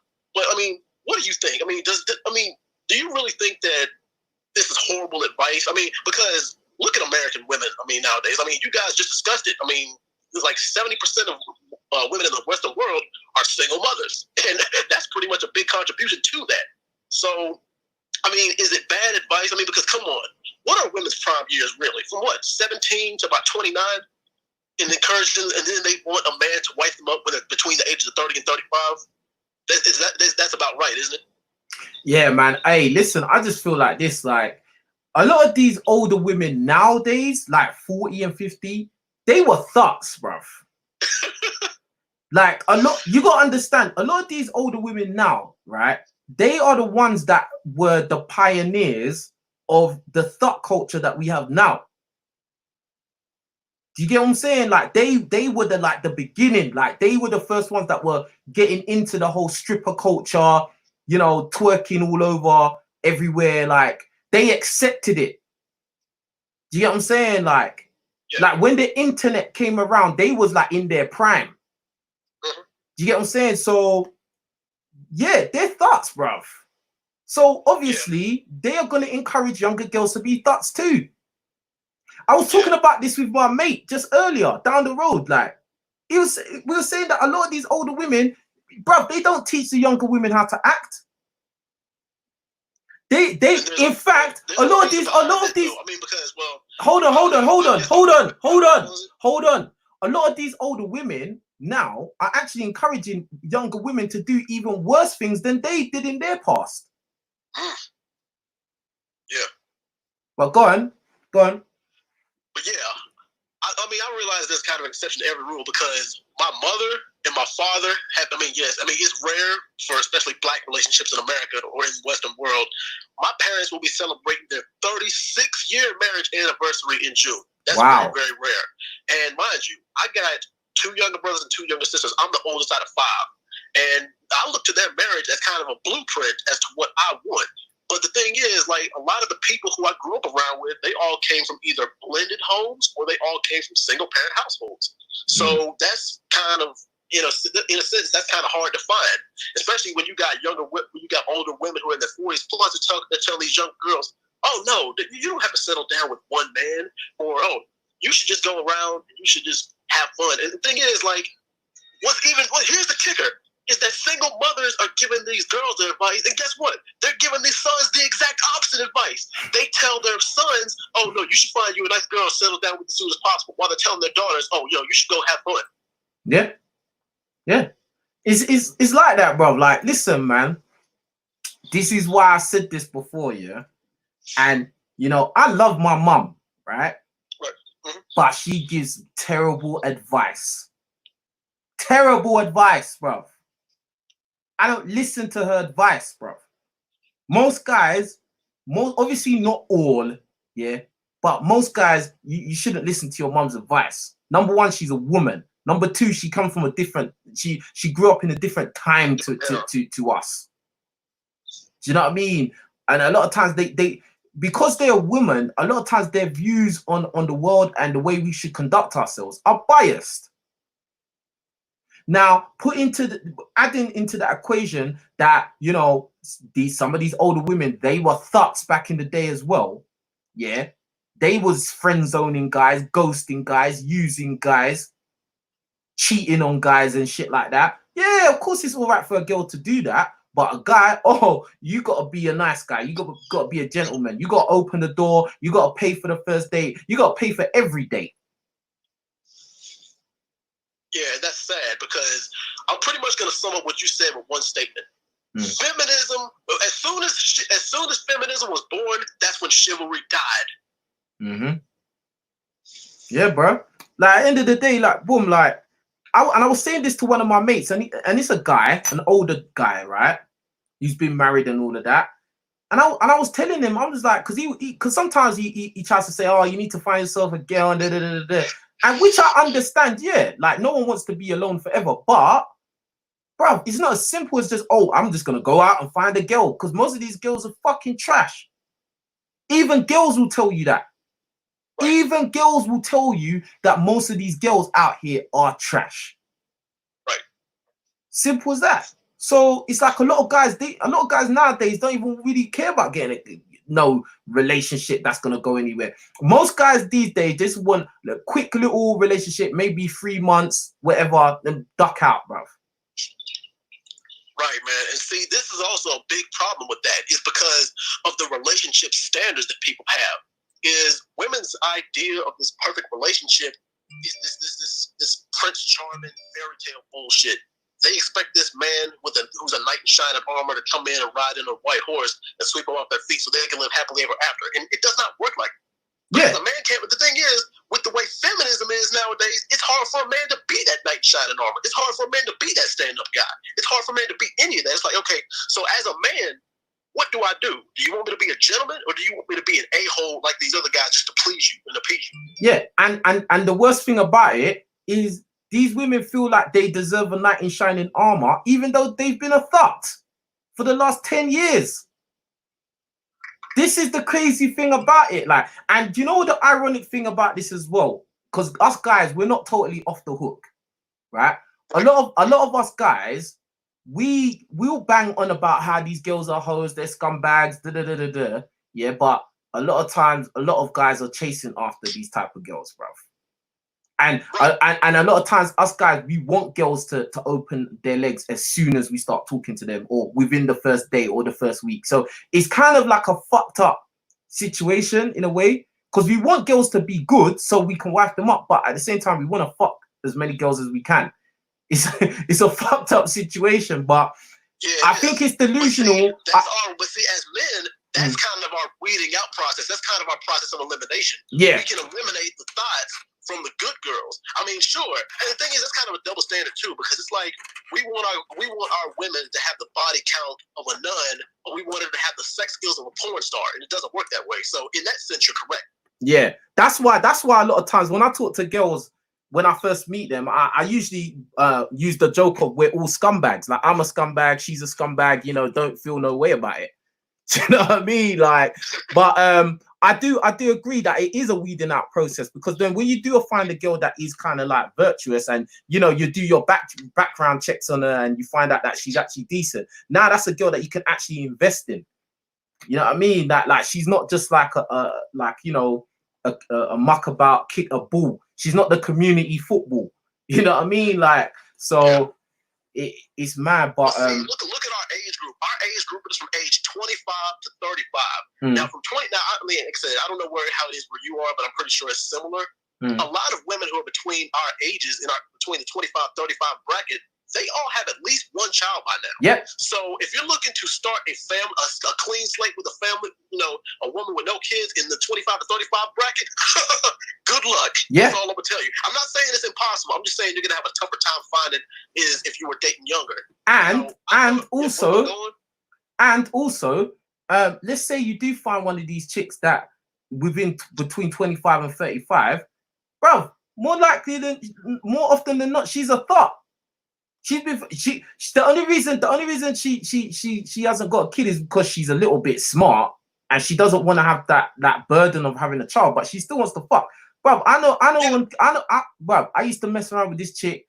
She was 30, right? She didn't have no kid, but bro, she was on the pill. She was on the pill. She already was taking the pill before I had sex with her. So what does that tell you? Do you get what I'm saying? So it's just, it is what it is. Like, it's hard. And to be honest, yeah, I think it's in most guys' best interest to date a girl younger than you anyway.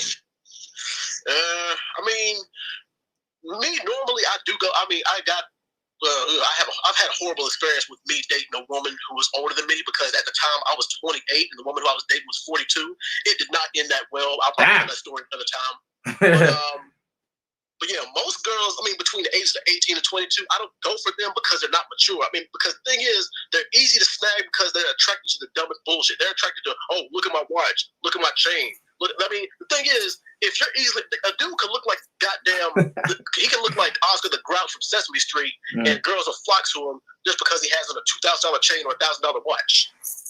Yeah. Pretty much. But no, you're right. But the thing is like, I think obviously like 18 to 21 they're very, like, not just that they're immature, but you really can't trust them, bruv. Because of the immaturity, they're less trustworthy. You know what I mean? Unless they've grown up a certain type of way. My boy Mr. Lemba, he did a video, the Mr. Lemba channel, he did a video talking about, you know, men dating younger women. And like, I think that is still, even with that being said about them being immature and untrustworthy, I still think it's better for a guy to date a girl that's younger. Now, not too young. Obviously, 18, that's pretty young. And, you know, to be honest, girls that are 18, they'll jump on any dick. Like, if you flash something shiny in their face, you have a nice car, you know, you have a bit of drip, yeah, you can get them, bruv. You know what I mean? Yeah, bruv, I've done it, bruv.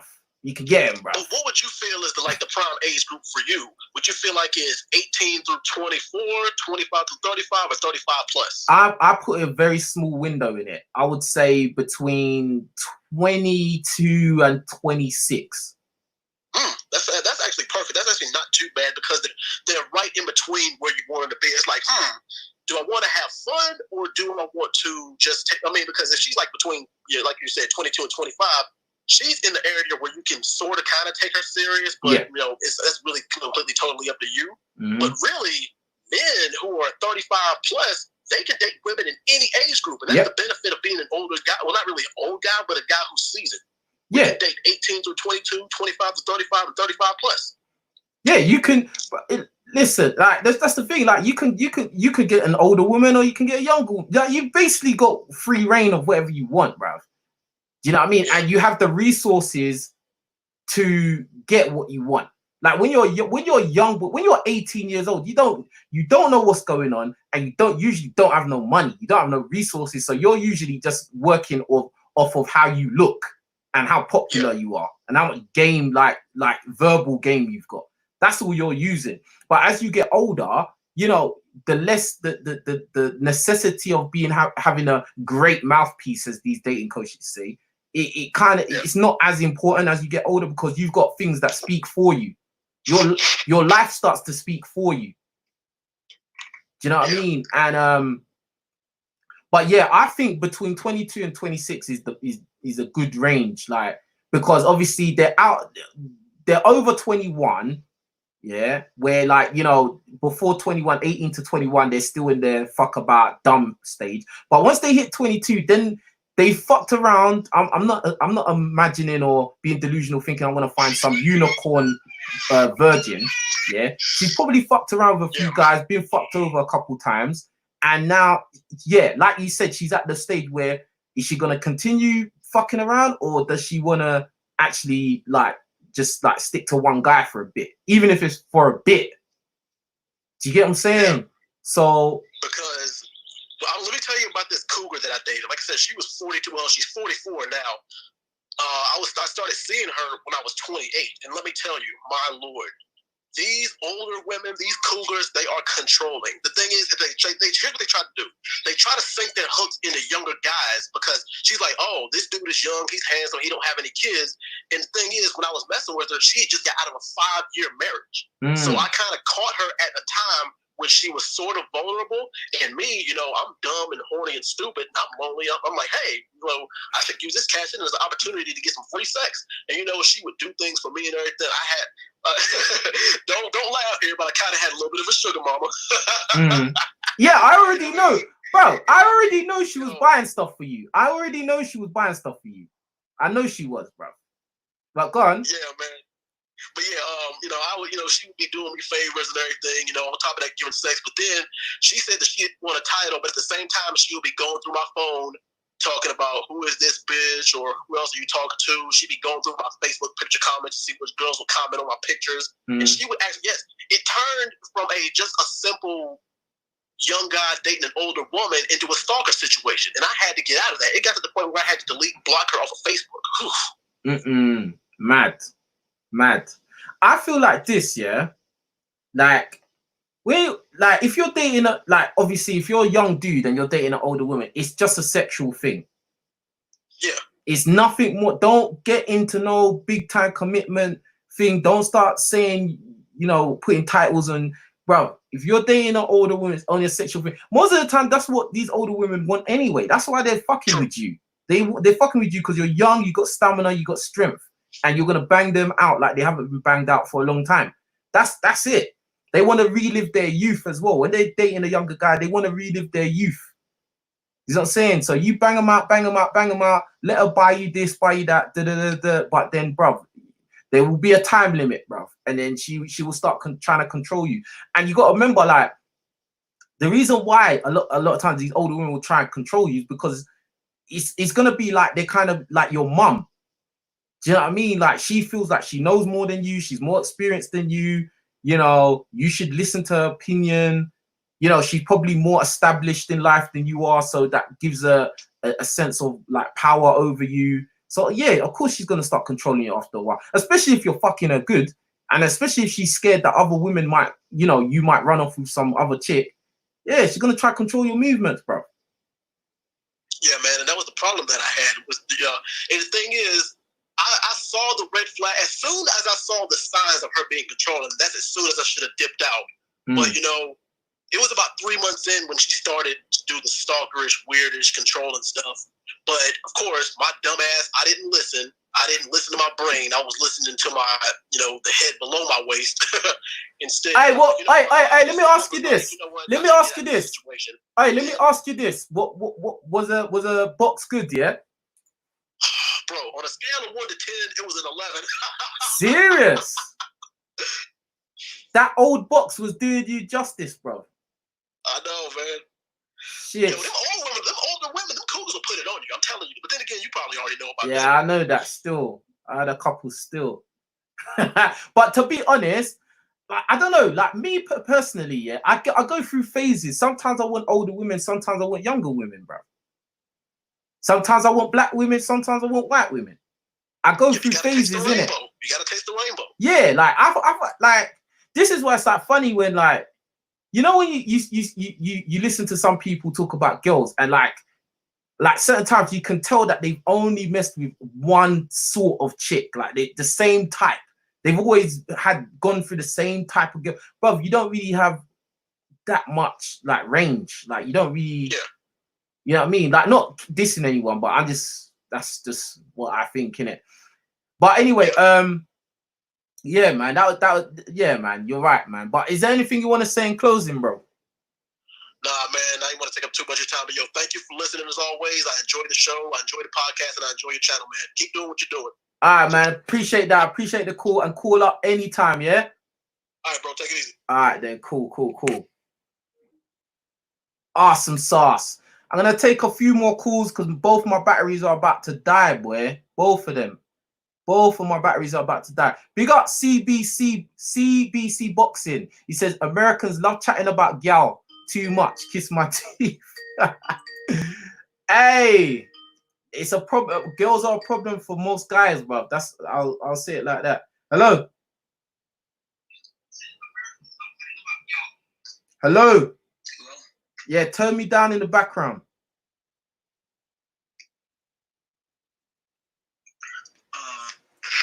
Sorry. Couldn't hear you. Hello? Yo, can you hear me, yeah? Okay. Hey, what's up, mate? Yeah. What's your name and where you calling from? Hold on 1 second. Big up Mind Money for the super chat. Seen in Africa, countries produce face masks, medicine, etc. etc. I hear that, bro. I hear that. Yeah, bro. So what's going on? What you want to talk about, bro? What's your name? Where you calling from? My name is Teflon Don, and I'm calling from the DMV, like DC area. Okay. Cool. So the main thing I wanted to talk about was basically like a black empowerment topic. So you're probably the first YouTuber I've seen that you got a real balanced view, like regarding this issue. Like you're critical of black culture and society without being Uncle Tom, you know, because the thing is sometimes we find some of those blacks who talk about that, they're usually a coon or some shit, you know, like, or, you know, they find some way to blame blacks for everything. But then on the other hand, you got a lot of blacks who just, you know, they excuse everything, you know what I'm saying? They blame the white man for everything. The white man is at fault, but at the same time, there are some things we do have to take accountability for. So, oh no! Hello? Oh, I thought the battery had died. Hey, bro, you gotta speed up because my battery's dying, bro. You gotta really get to your point. My bad, bro. All right, so I'm gonna make a quick comment and then just bounce. All right, so no, talk. No, bro. I'm saying talk, but like kind of get to what you're saying and like just keep talking. But if it cuts out, I'm letting you know the battery's low in it. Yeah. Okay, no problem. All right. So the one call you had, you know, he was talking about the propaganda that's going on, interracial dating and all that. Yeah.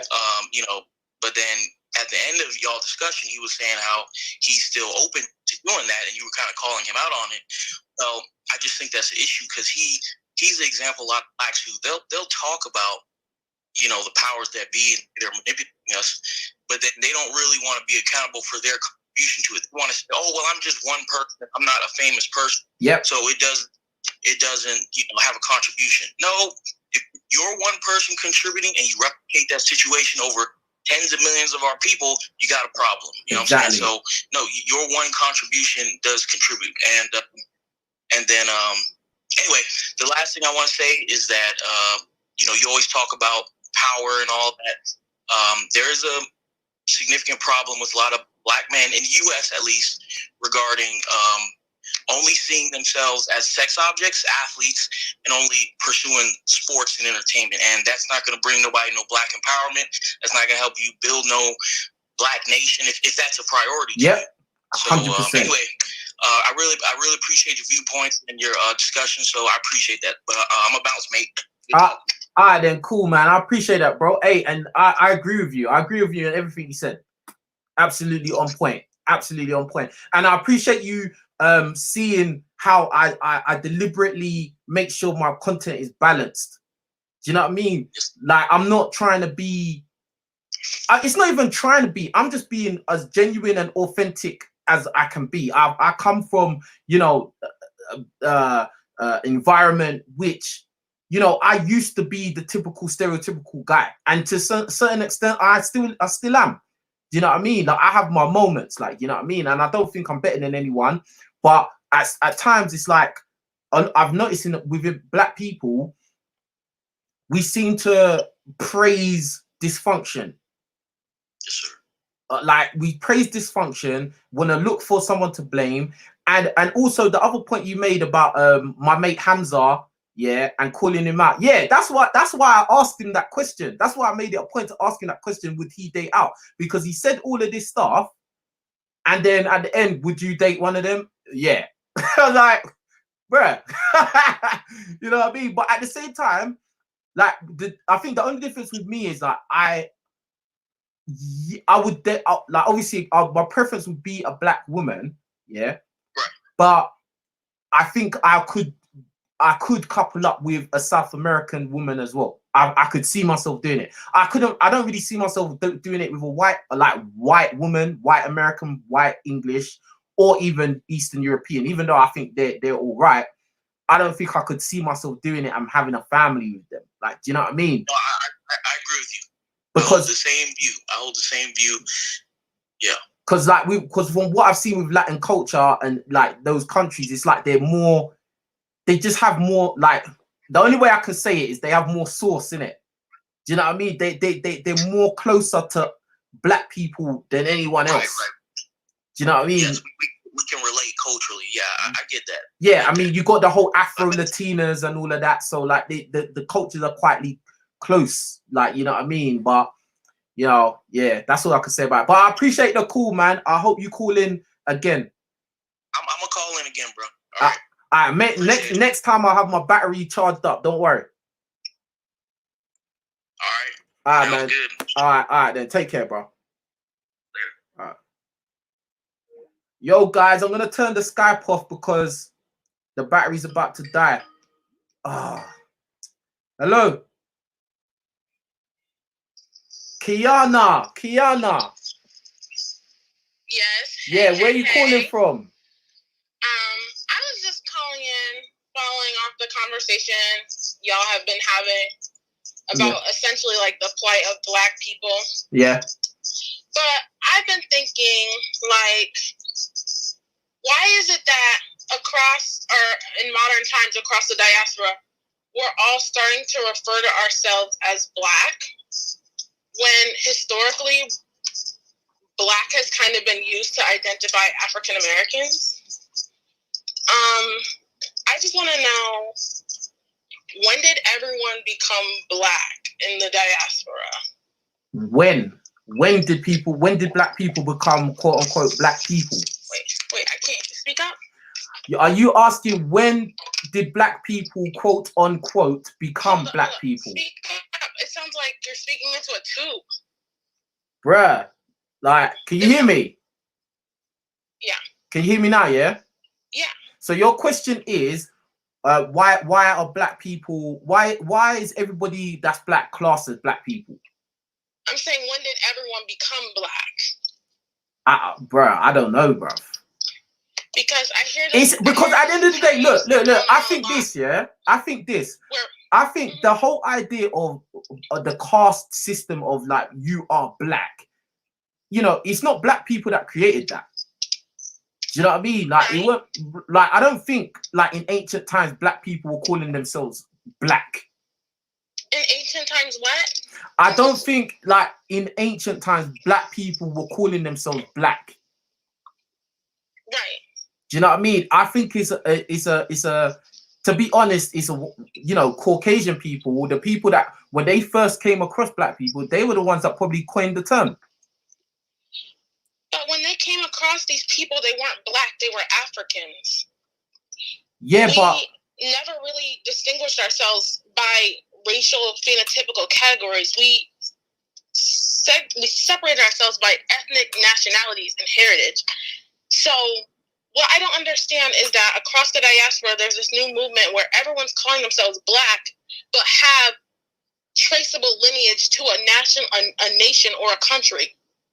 But they insist on being identified as black. So I feel like. So do you feel like, all right? So we're just gonna still use the word black, yeah.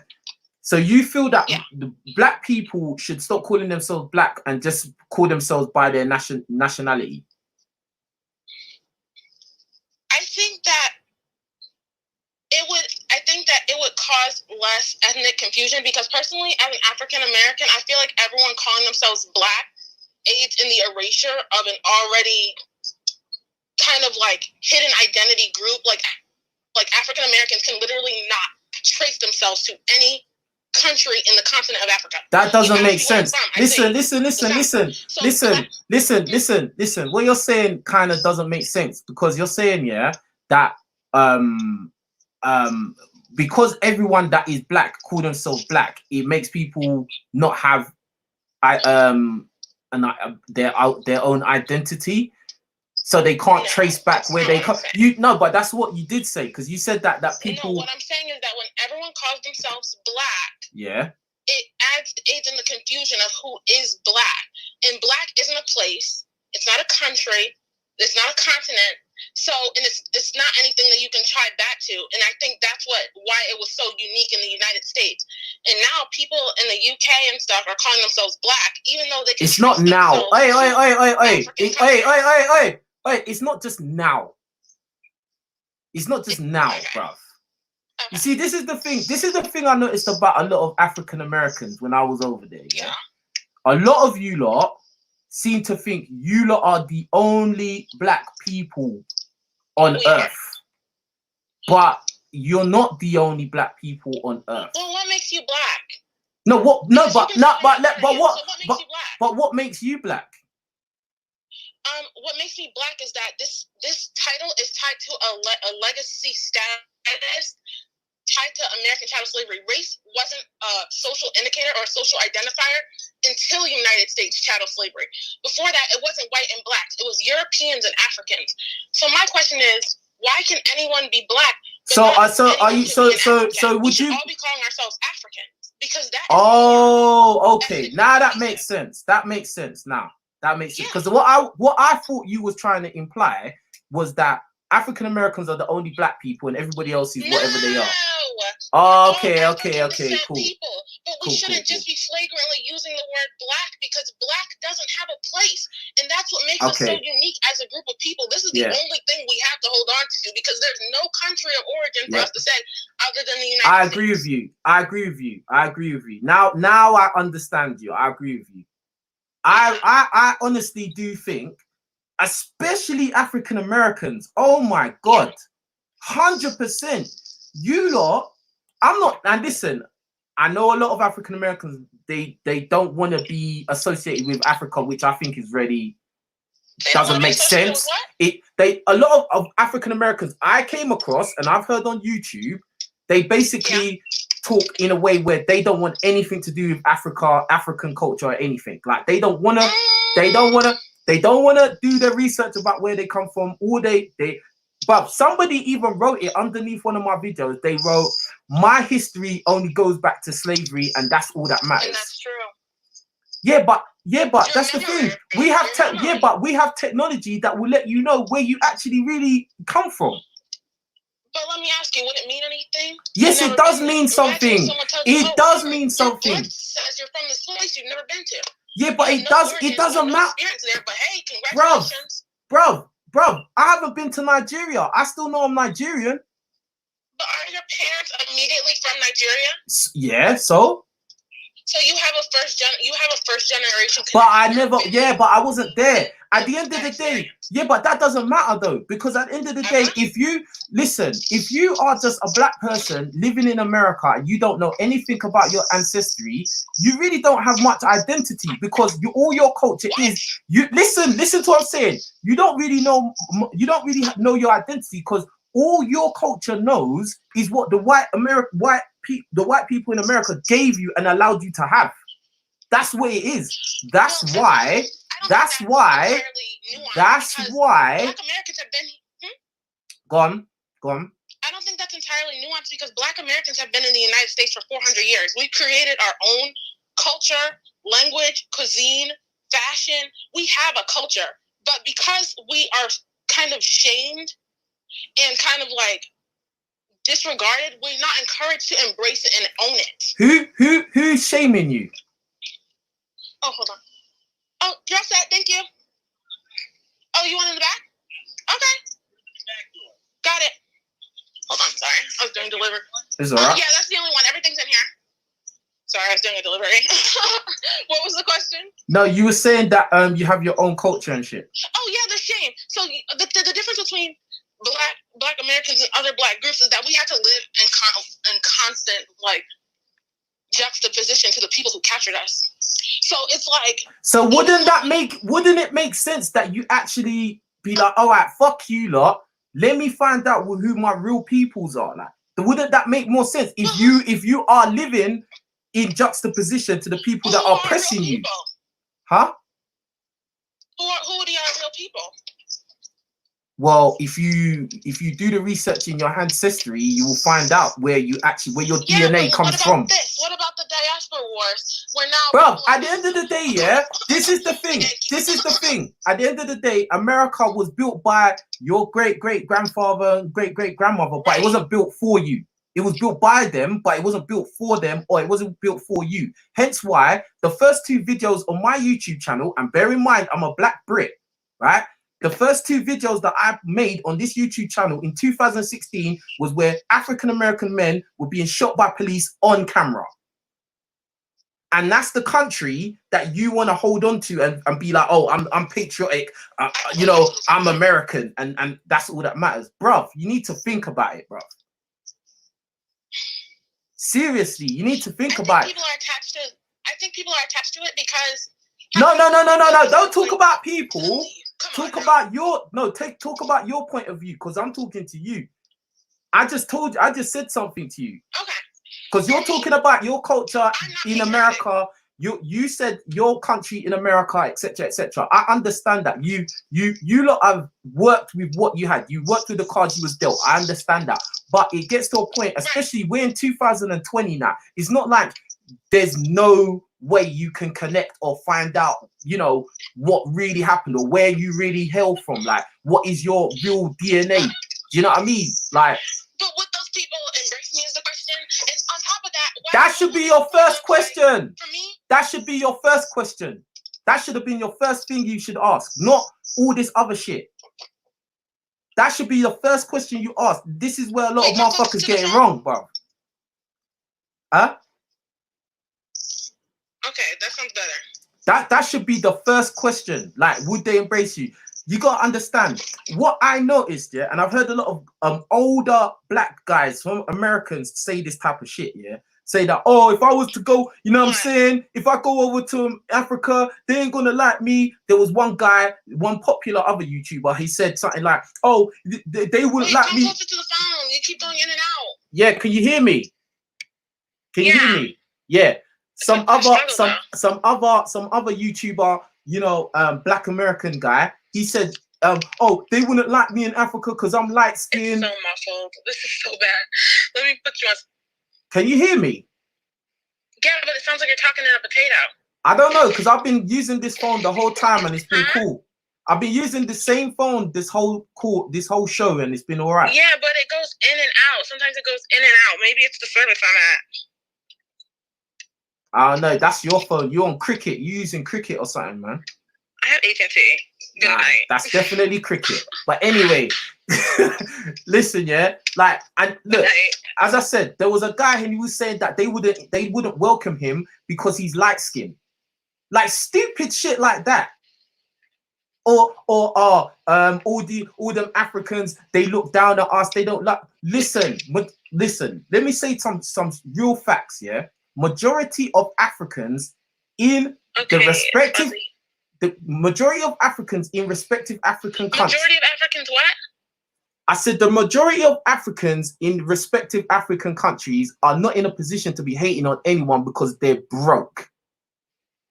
And they are just trying to survive in their countries. They're not worrying about African Americans and hating on African Americans. In fact, it is actually the opposite. A lot of them they look up to you know, the African Americans, the famous ones, the ones that are known. So when I hear guys try to say stuff like, "Oh, Africans hate us," and it's just like, you obviously haven't left your fucking city, let alone left your country. So you don't know what you're talking about.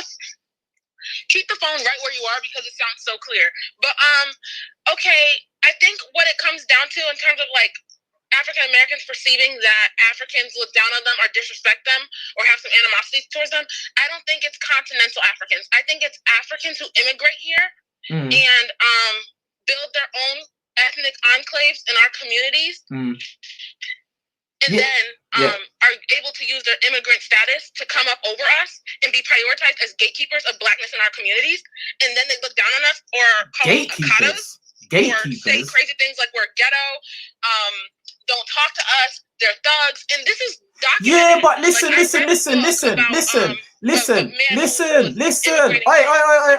Hey. Yeah, but hold on, hold on. And I get you lot's point, and I understand because I know that, you know. Listen, I said I get your point and I understand where you're coming from, yeah?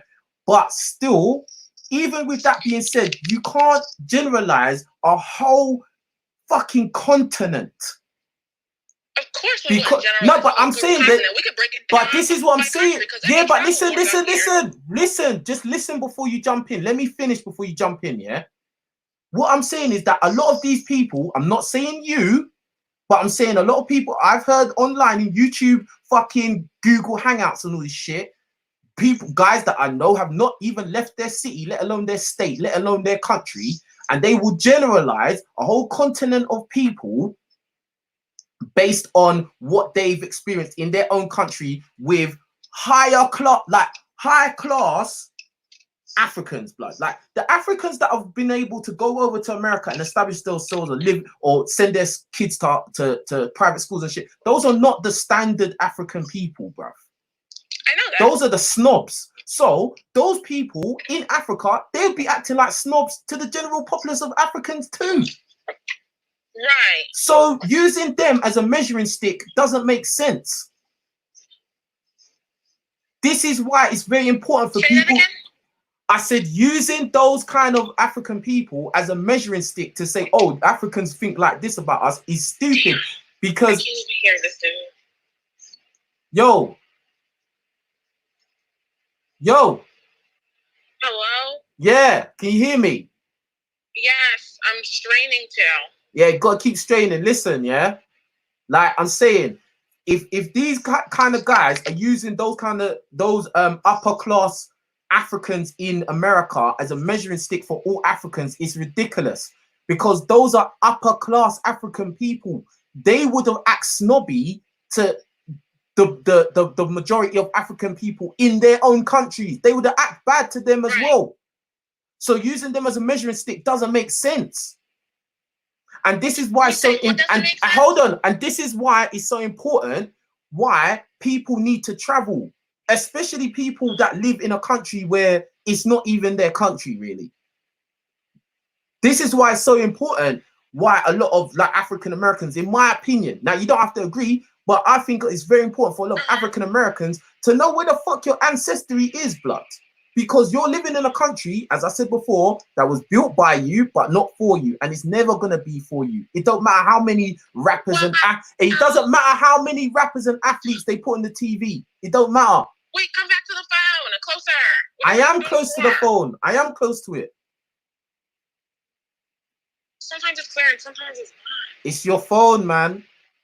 Maybe you ain't got reception. I don't think you got reception in it.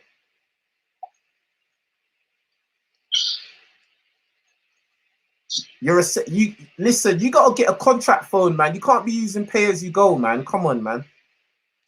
Huh? You're using a pay as you go fucking cricket phone or something, man. Let me try to put it on speaker.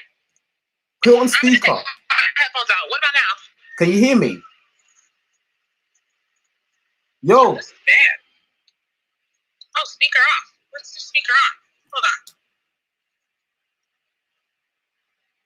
Someone said talk to her on Skype. She's already on Skype. Oh, can you hear me? I can hear you. I've been here. I can hear you the whole time. This is. Yo, I'm gonna have to come back to you and try to call back or something, yeah? I'm gonna. Yo, try and call back. Try and call back. Hello? Yo, try and call back. I'm man.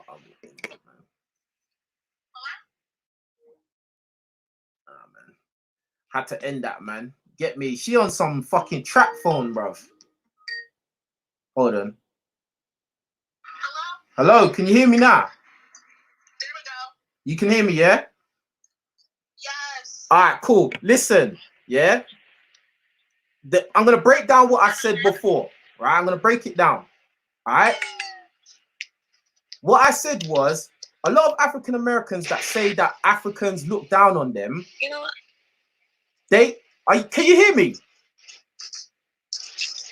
Yeah, I'm listening. I said a lot of African Americans, when they talk about these Africans that look down on Americans and say you lot are ratchet, blah, blah, blah. You got to understand, those are usually upper class Africans. Those are not the normal run-of-the-mill typical Africans you would run into from those respective countries. So those upper class Africans in America or the UK, or let's keep it to America, right? Bruv, for them to go over to America, that costs a lot of money. That's a lot. Like, these are not normal people. Like, these are the type of the people that in their own country, they would be acting like snobs to the typical Africans that live there too. So for African Americans to use them as a measuring stick as, oh, Africans act like this, doesn't make sense because they're not the average or typical African. Do you get what I'm saying? And this is why it's so important for hold on.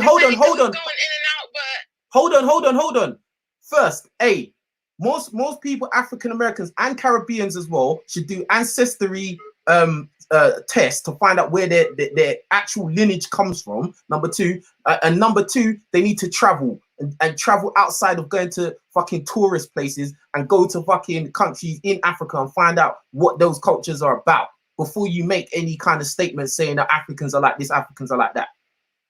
I'm done. Go on.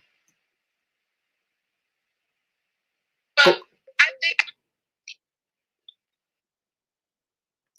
it's easy for African Americans to travel outside of the country because a lot of them, I feel like, don't have passports. And I feel like making the assertion that, oh, y'all should just travel more, it's kind of classist because I feel like telling the working poor of anyone else's country to go travel more and act like there aren't systemic barriers in place to inhibit them from traveling would be offensive. It's not even just about traveling, bro. It's about like even just doing your research, bro.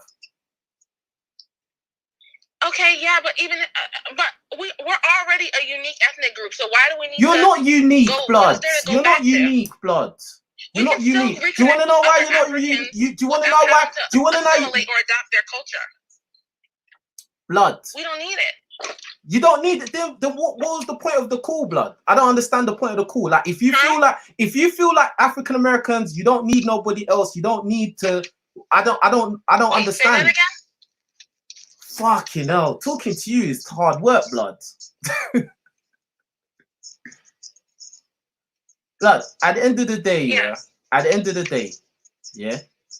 like, you're in a country that was built by the blood and sweat of your ancestors, but it wasn't built for you, blood. Your ancestors that built that country came from somewhere, bro. Yeah, but we're a unique ethnic group now. There's no point in going back. There is a point because, as I said, the first two videos I made on this channel your unique ethnic group in your unique country being gunned down by police on video, bro. We're gonna go and be dispersed among the. So what? We're gonna go back to. I never said that. I never said. Blood, I've said this in videos before. I'm not telling you lot have to do a mad exodus to Africa. I'm not saying that, but you need to know where you come from. But honestly, I don't think that point is relevant anymore. It is relevant because, do you know why? Do you want to know why? Because you are only 12.7% of the population in America. You don't have that much power, bruv. You don't. We're what percent? 12.7. Okay, and? So you don't have no power. You don't have no power. The majority of you lot, bruv, are not. If we didn't have power, listen, fam. If it wasn't, listen, fam. Listen, fam. Listen. That helped other people get into this country if we didn't have power. Bruh, you think, yeah? You think this is very sad, yeah? You see, one of the things what I've noticed, yeah, a lot of you lot think because you have rappers and pro athletes on TV, you lot think you're winning, bruv. No. Yes, you do, bruv. Because if you didn't have those kind of people, I'm telling you, if you didn't have those people, Black people and Black empowerment knows that it's going to take grassroots leaders who are radical, have an agenda, and believe in Black unity. And it's not about materialism. It's not about possessions. It's not about.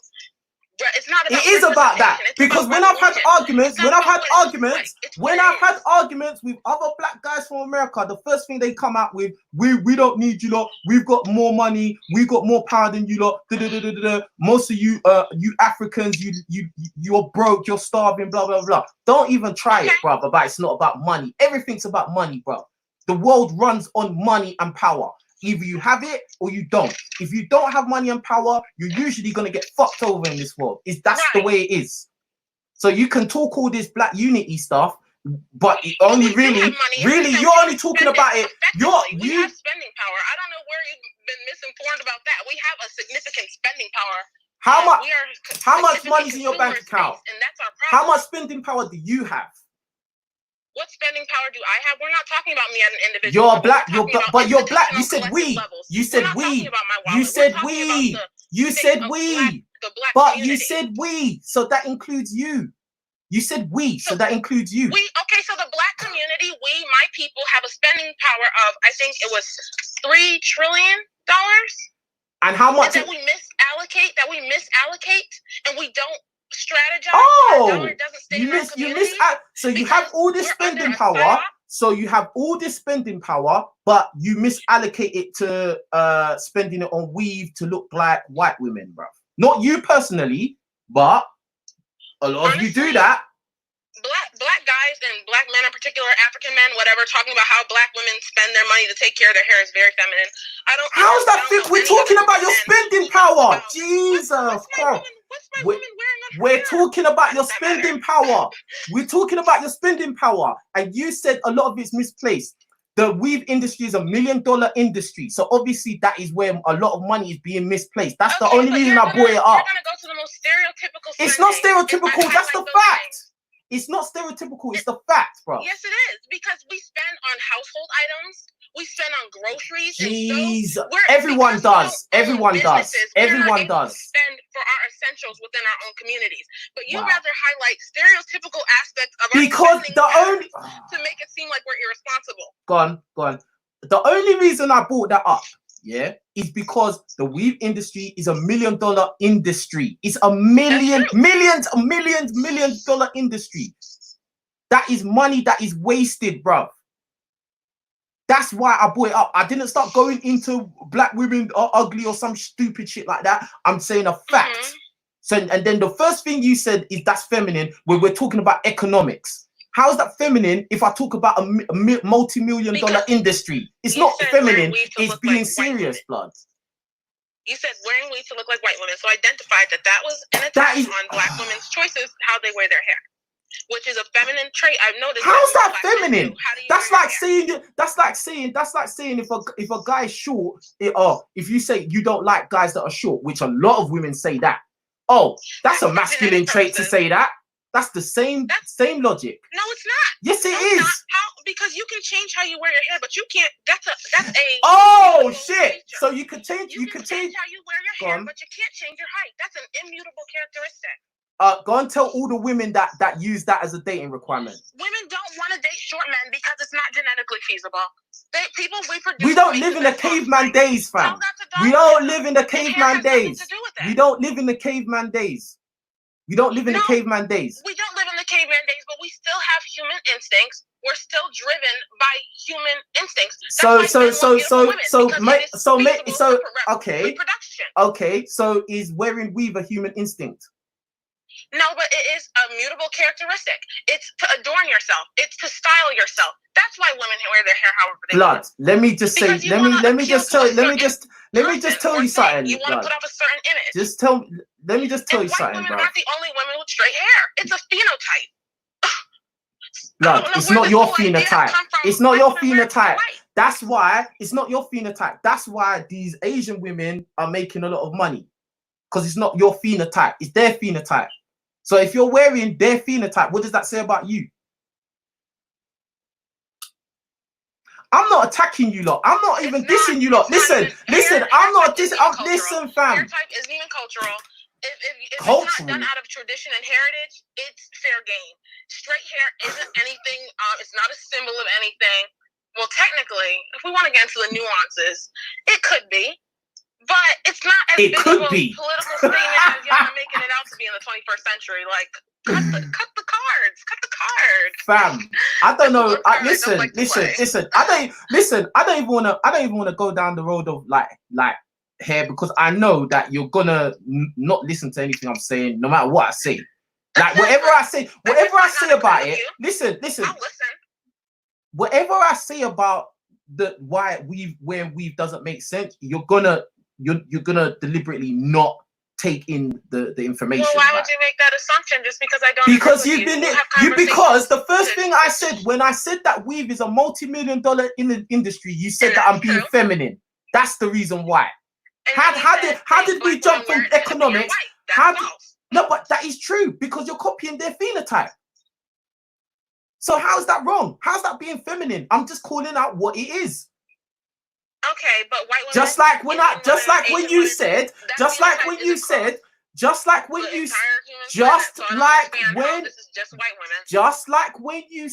that most women don't like being with short men. That's true. I know it's true. Yeah. I don't have to fucking dance around it or say, oh, that's not. No, it's true. Is it a smart way? Is it a smart dating strategy? Probably not, because we don't live in caveman times. But with that being said, it's still true, fam. You know what I mean? And the same way, if you are a black person, okay, let's not say women, right? Yeah. If me personally, I came rolled my hair, right, and then I put a Donald Trump fucking hairpiece on my head, wouldn't you think that's crazy, bro? As a man, you wearing a Donald Trump toupee. All right, not Donald Trump, but just a hairstyle of a Chinese man or white man or Indian man, anything. I mean, black men used to wear jerry curls in the United States. It was still his own hair. It was still his own hair. They decided to stop straightening their hair. It was still his own hair. Forget history now. Fam, this is what I'm saying. You're not listening to what I'm saying. It's his own hair, though. Okay. But he straightened it. But that's different from me wearing somebody else's hair on my head. Do you know what the psychological thing of that is? Who wear extensions? Now what? What's the difference? Now what do you mean? Now what? Like this ain't a dick measuring contest, bro. We're just talking real talk, fam. I'm not saying that as a dick measuring because I don't have a dick. So I mean, that's not even what this is. But okay, you're saying it's their hair. If men straighten their hair, it's their hair. And that's okay because it's their hair. But if women wear their hair with a straight extensions, that's different. No, I said weave. Now you're trying to change it. I said weave. I was very clear. I was very clear what I said. I said weave. Weaving extensions. I said weave is weave is a multi-million-dollar industry, bruv. You know what I'm talking about when I say weave. Let's not be like we don't know what we're talking about. They're the same thing. Why is one called extension? If it's educate me right now. What's the difference between no, because you're a girl and you know, and I'm sure you wear this shit, right? What is the difference between extensions and weave? What's the difference between extensions and weave? Yeah. I mean, nothing, because they're hair enhancement pieces. They're pieces that you add in addition to your hair that's already, if you have any, on your head. So weave is an addition, or is it the main? Is you said weave is an addition? It is. It's not the main piece. Okay, and neither is an extension. It's not the main piece in and of itself. No. I'm asking you, isn't weave the main piece though?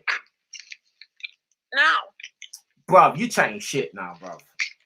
Huh? Bruv, I've been in hair and beauty supply stores before. I know what weave looks like. I've seen girls put weave in their head. Bleach. Don't talk to me like I'm stupid, bruv. I'm not talking to you like you're You are, because you're saying that weave is just like an extra that you put on. Bruv, it's not just an extra.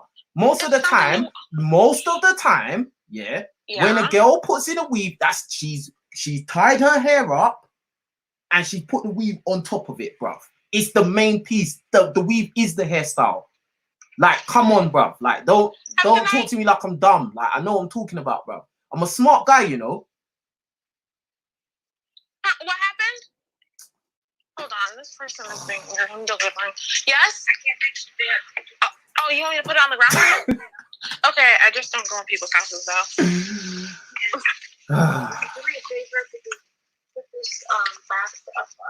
Mad. Oi. If you got something to do, you can go in it. Sure. Are you, all right. I'll talk to you later. Fine. All right. Fucking hell. That was a mad one. Imagine that. Like, this girl trying to, bruv, she said a lot of mad shit, bruv.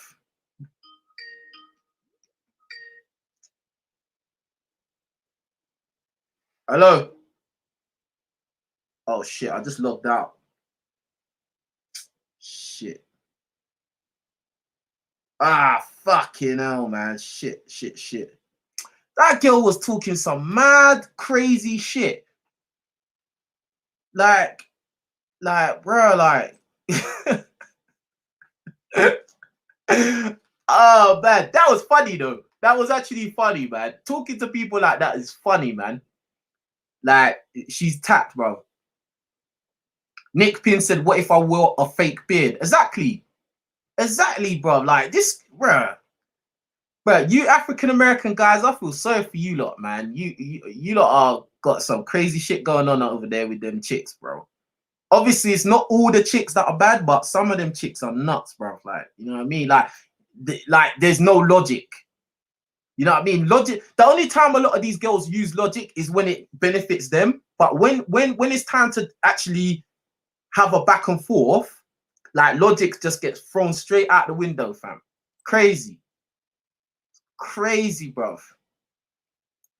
Like, I said to her, like, no, she's talking about they, like, African Americans, they got the most spending power, blah, blah, blah. And I said, and then she said a lot of it is spent, like, unwisely. And I said, yeah, like the multi-million-dollar industry weave is.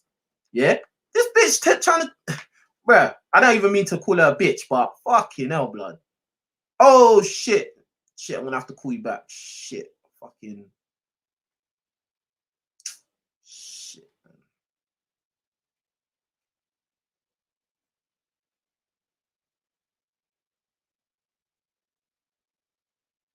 I answer the phone, but I call back if you just called in. I what's it? Ended the call by accident. Call back right now.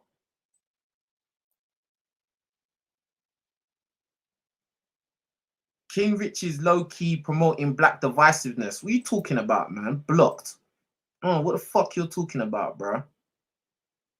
Not promoting anything, donut, man. So I fucking hate, bro. I hate people just coming in talking shit. Hello? Yeah, what's going on? Who's that? I'm from England, and what's your name? Yeah, you can hear me, yeah. What's your name? Oh, Ashley. Ashley from Wolverhampton, yeah? Yeah. Yeah, you keep it sweet, because, you know, you get a lot of airtime on there, man. I'm trying to get new people, but what do you want to say? true, bro. It's just so interesting, man. Yeah, what do you want to talk about, bro? Yeah, just like as he says, you was talking to that lady before. You was talking about it's just good to find your identity because, as he says, they've hidden our identity, and then the only prominent voices you hear in society is these rappers, and they're the only ones that have got the voice, so they can shape the mindsets of people, and this is why, because they've hidden our ancestry from us and our language and our culture, we are obviously going to be brainwashed to be negative and hate ourselves and do all that kind of stuff. Like, I just didn't understand this girl in terms of like the whole black thing. Like it just didn't, like, at first I understood what she was saying, like, you know, we should call ourselves Africans. She started like, you know, because we had the difference of, you know, I wasn't really sure about what she was trying to say by saying, we shouldn't call ourselves black. Yeah. But then when I got what she was saying we should call ourselves Africans, which that makes sense since we all hail from there, whether you are Black Brit, fucking Afro-Latina, fucking African-American, Caribbean, we all know that we all originate from the same continent, bruv. In fact, all human beings originate from that continent, bruv. Do you know what I mean? But then she started going into this whole thing of, you know, it doesn't matter because we are a unique this and, you know, blah, blah, blah. And basically trying to have this kind of superiority mindset that we don't need anyone else. We are our own thing, which I understand that it's good to have your own kind of culture going on within, you know, in America or Caribbean or whatever. I understand that, yeah, because that's where you are. The majority of you lot that are there are going to stay there. I understand that. But at the same time, that doesn't mean it has to be mutually exclusive from knowing your ancestry. Do you get what I'm saying? Like, and this is what she didn't get. It doesn't, because it doesn't, because at the end of the day, whether you have a culture in that country's still not for you, blood, and it's never gonna be. It don't matter how many rappers and athletes are on the TV. It don't matter, bro. And a lot of these motherfuckers, they think because they got rappers and athletes, they feel like, oh yeah, we're rich. No, you're not rich. Those motherfuckers are rich. You're not, bruv. Richez, can I ask you a question? What is it? Do you believe that slavery actually exists and actually happened? Well, that's a dumb question, man. It might sound dumb, and you know, I'm not saying it in a stupid way. The reason why I say it is because the history has been hidden from us. Our culture has been hidden from us, and all we have to go from is what they've told us. They can shape history. They can rewrite history to make us believe everything that's happened. Now, I'm not saying that we haven't been oppressed or people haven't been oppressed, but I really do think because they've given us hip hop, which is basically every black person's form of expression. This is what a black person's like, especially if you come from a demographic that hasn't lived with us. This is that's going to be your perception. So I just wanted to know your thoughts on that. Sorry for kind of bit long-winded. Yeah, I think obviously slavery was real because there's slavery still going on in Africa today. That's all you need to know, bruv. That's it. That's all you need to. If and when it's still going on today, you can guarantee that it happened 100%. And when a lot of these African Americans, they do their ancestry.com and find out their lineage. A lot of them find out that they usually hail from Nigeria and Ghana, West Africa, Congo, Cameroon, a lot of these places, bruv. If slavery didn't exist, those results would not come back like that. Yeah. I mean, me personally, we gotta make. You gotta hurry up because I've got to let other people speak. Let's go. All right, respect. Well, you know, I just wanted to call up just to, you know, chime in, but basically, you know, just keep on doing what you're doing, and I respect what you're doing, man. Enough love. I appreciate that, bro. Yeah, you can call in, but like, because every single show you call in, and I want new people to speak in it. Do you know what I mean? Respect, man. All right, man. Take care. All right. Yo, big up. Hold on. Big up Black Knight TV. She's tapped and it's deep for anyone who wifey. Trust me, she's gonna give you headache, bro. She's gonna give you headache, blood. Get me? Cause she's gonna argue. But at the end of the day, look, any woman you get with is gonna give you headache. So you know, it's not especially her. You know what I mean? But I think it's good that a girl called in. Like, I want more girls to call in and say their views because you know it's interesting. Hello. Hello.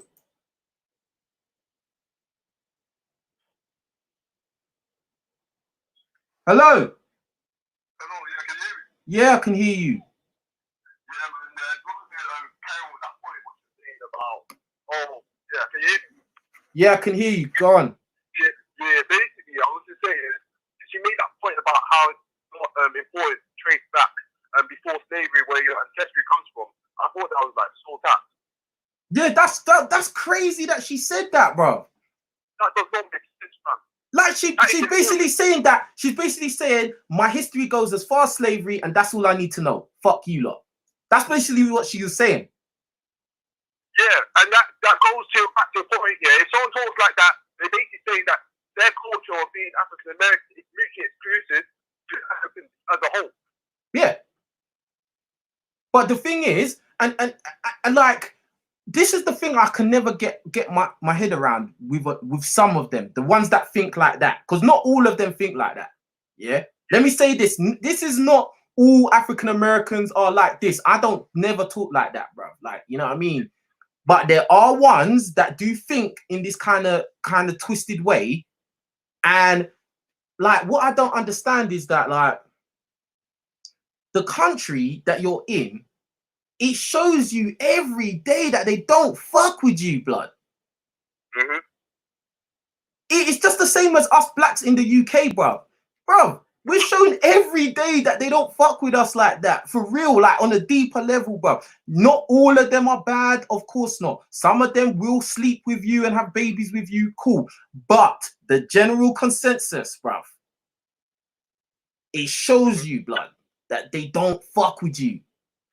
So being patriotic to them doesn't make sense, especially when you have the opportunity to trace back your lineage. Exactly. Like, why wouldn't you want to know?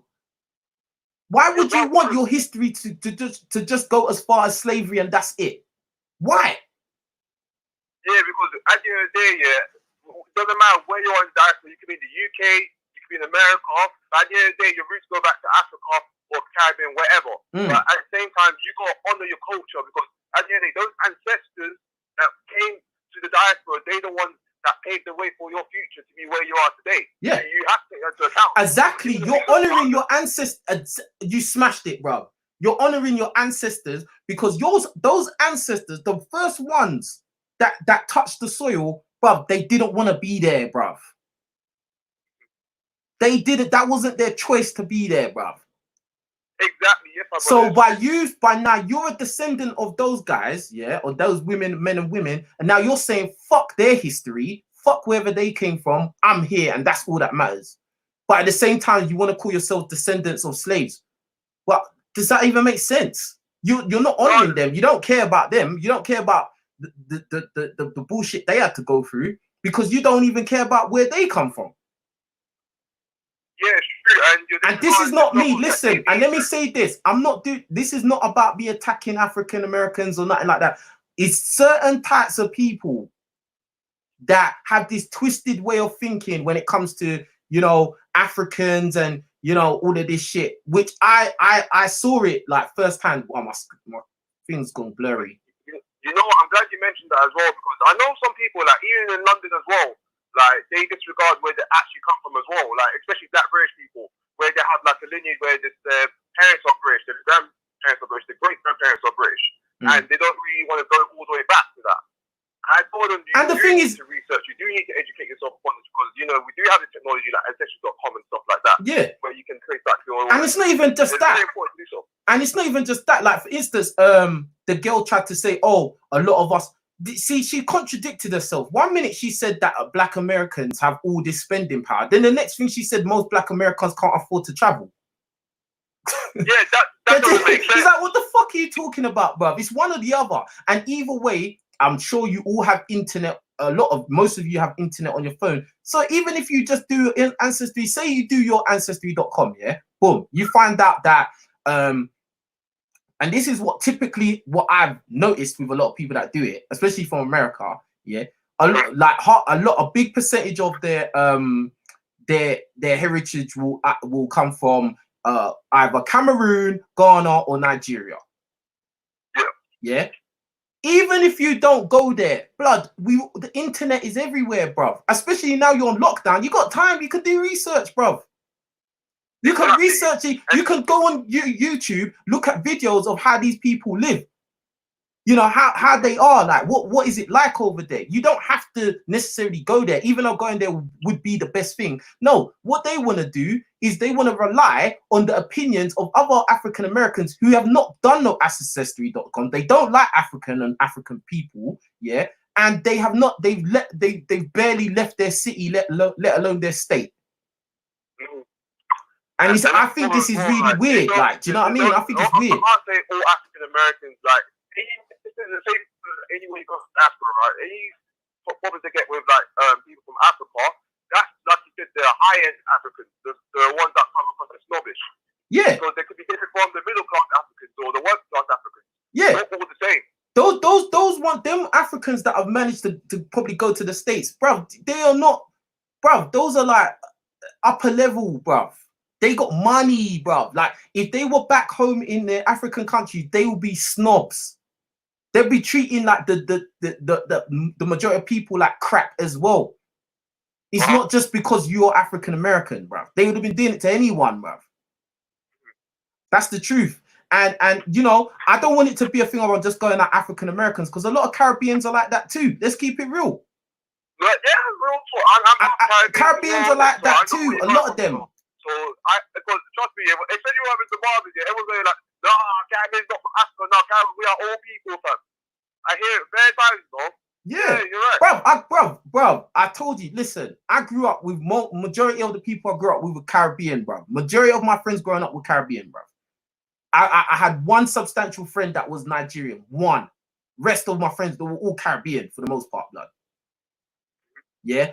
And, you know, because obviously being around them, being around their family, going places, parties, etc., bruv, I heard a lot of ignorant shit from Caribbeans, blood. A lot.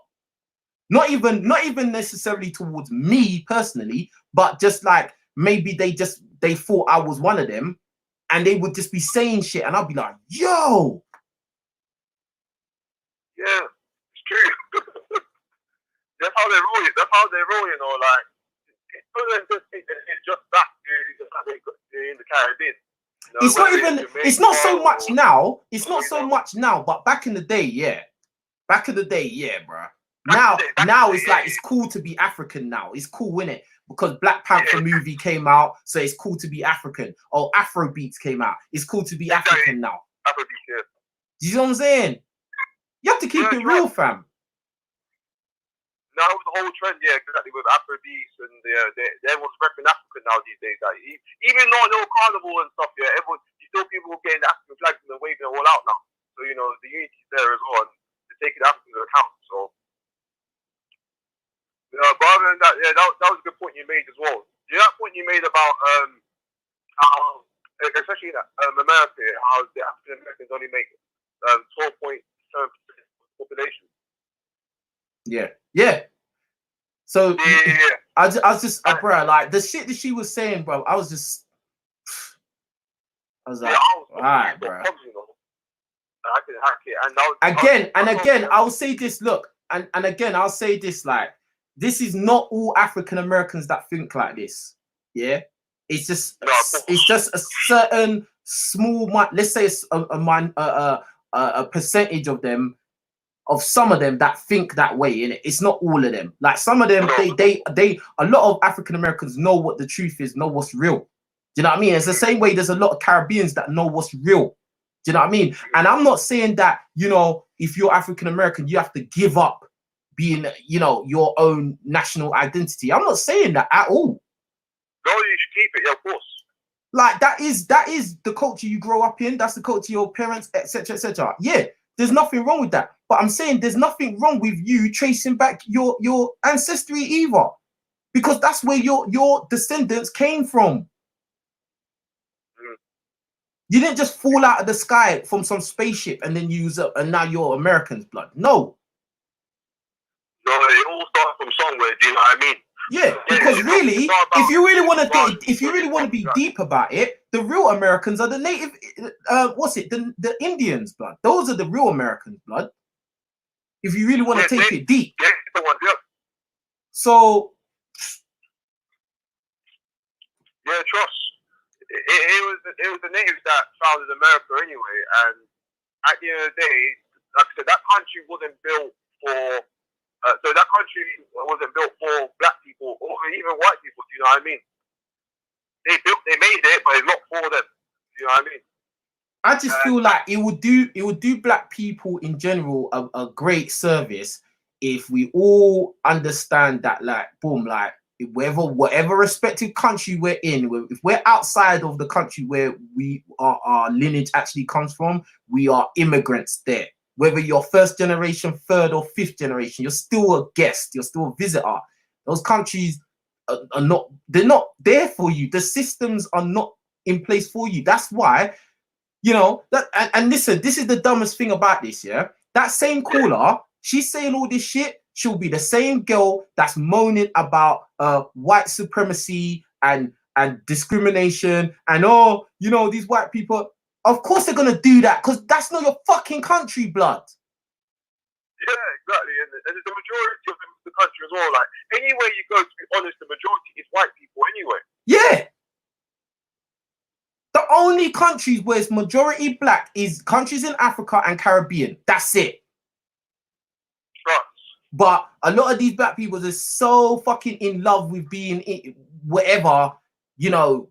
I don't know, bro. Like, I don't know, innit? Like, I don't know, innit? Like, and I just see a lot of excuses, like, you know what I mean? But it is what it is. Like, people just do whatever they want to do. You know, cool. It's whatever, innit? Like, they don't have to agree with me, but at least say things that make logical sense. Don't just say stuff and just, you don't make no sense. The girl said they have the most spending power, and then she said they don't have the money to travel. So obviously you don't have the spending power. Exactly, you don't have the spending power, and also going to that point as well, saying how there's celebrities and athletes that do not make up the whole of the black population having like a big amount of spending power. Because at the end of the day, how much people are advertised being like doctors or accountants or lawyers or like big jobs? You know what I mean? Then she said that Africans come over to America, they take all the opportunities. And they become the gatekeepers of black people. That's absolutely ridiculous. That's bullshit. No, that's not true at all. Like, she said that real quick, but I caught that, bro, because I'm smart. I catch on to things what people say. She said they're the gatekeepers of the community. How? How, Sway? How? Yeah, because like when she was like making a point about that, yeah, it was literally like going back and forth. It was always like juxtaposed, like in a way. Listen, I know. And then I knew I was talking to. I knew that this conversation was gonna be mad from when we started talking about weave and that, and then I was just like, oh yeah, nah, this conversation. There's not gonna be any conclusion. She was trying to get all sensitive about that, the whole weave thing. I think it was a good example where money is being misplaced. Exactly, you know? Exactly. We was talking about economics. She said you have the most money to spend. I said a lot of that money gets spent on weave. And as a black population, it's trillions of dollars. That's not economic. Doesn't make sense. Not trillions. No way. That's what I'm saying. Like that spending power goes straight to Asian women's hands to send their kids to private schools. But you feel like it's okay because you want to change your hairstyle.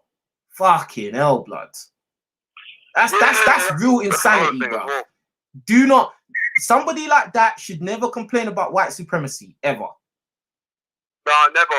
And she's the kind of one you would just complain about something rather trying to solve it or trying to understand the dynamics of what's going on around her to maneuver easy. Yeah. I mean, do you know what? I respect her for calling up, though. Like, most girls wouldn't call up. I respect her for calling up, even though, you know, her phone was on some mad shit. Yeah. But I respect her for calling up, like, 100%. But, and I think I want more girls to call up as well. So if you're a girl that wants to defend weave or defend this and that, like, I want to hear your opinion, even though it might be flawed. Yeah. You know what I mean? Because it's interesting. But go on.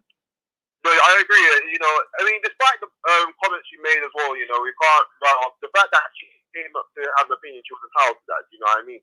And the fact that we keep, you know, everyone keeps it all civil and diplomatic. Yeah, there was no name calling or, you know, dissing her or just trying to be mean. Like, do you know what I mean? Like, yeah.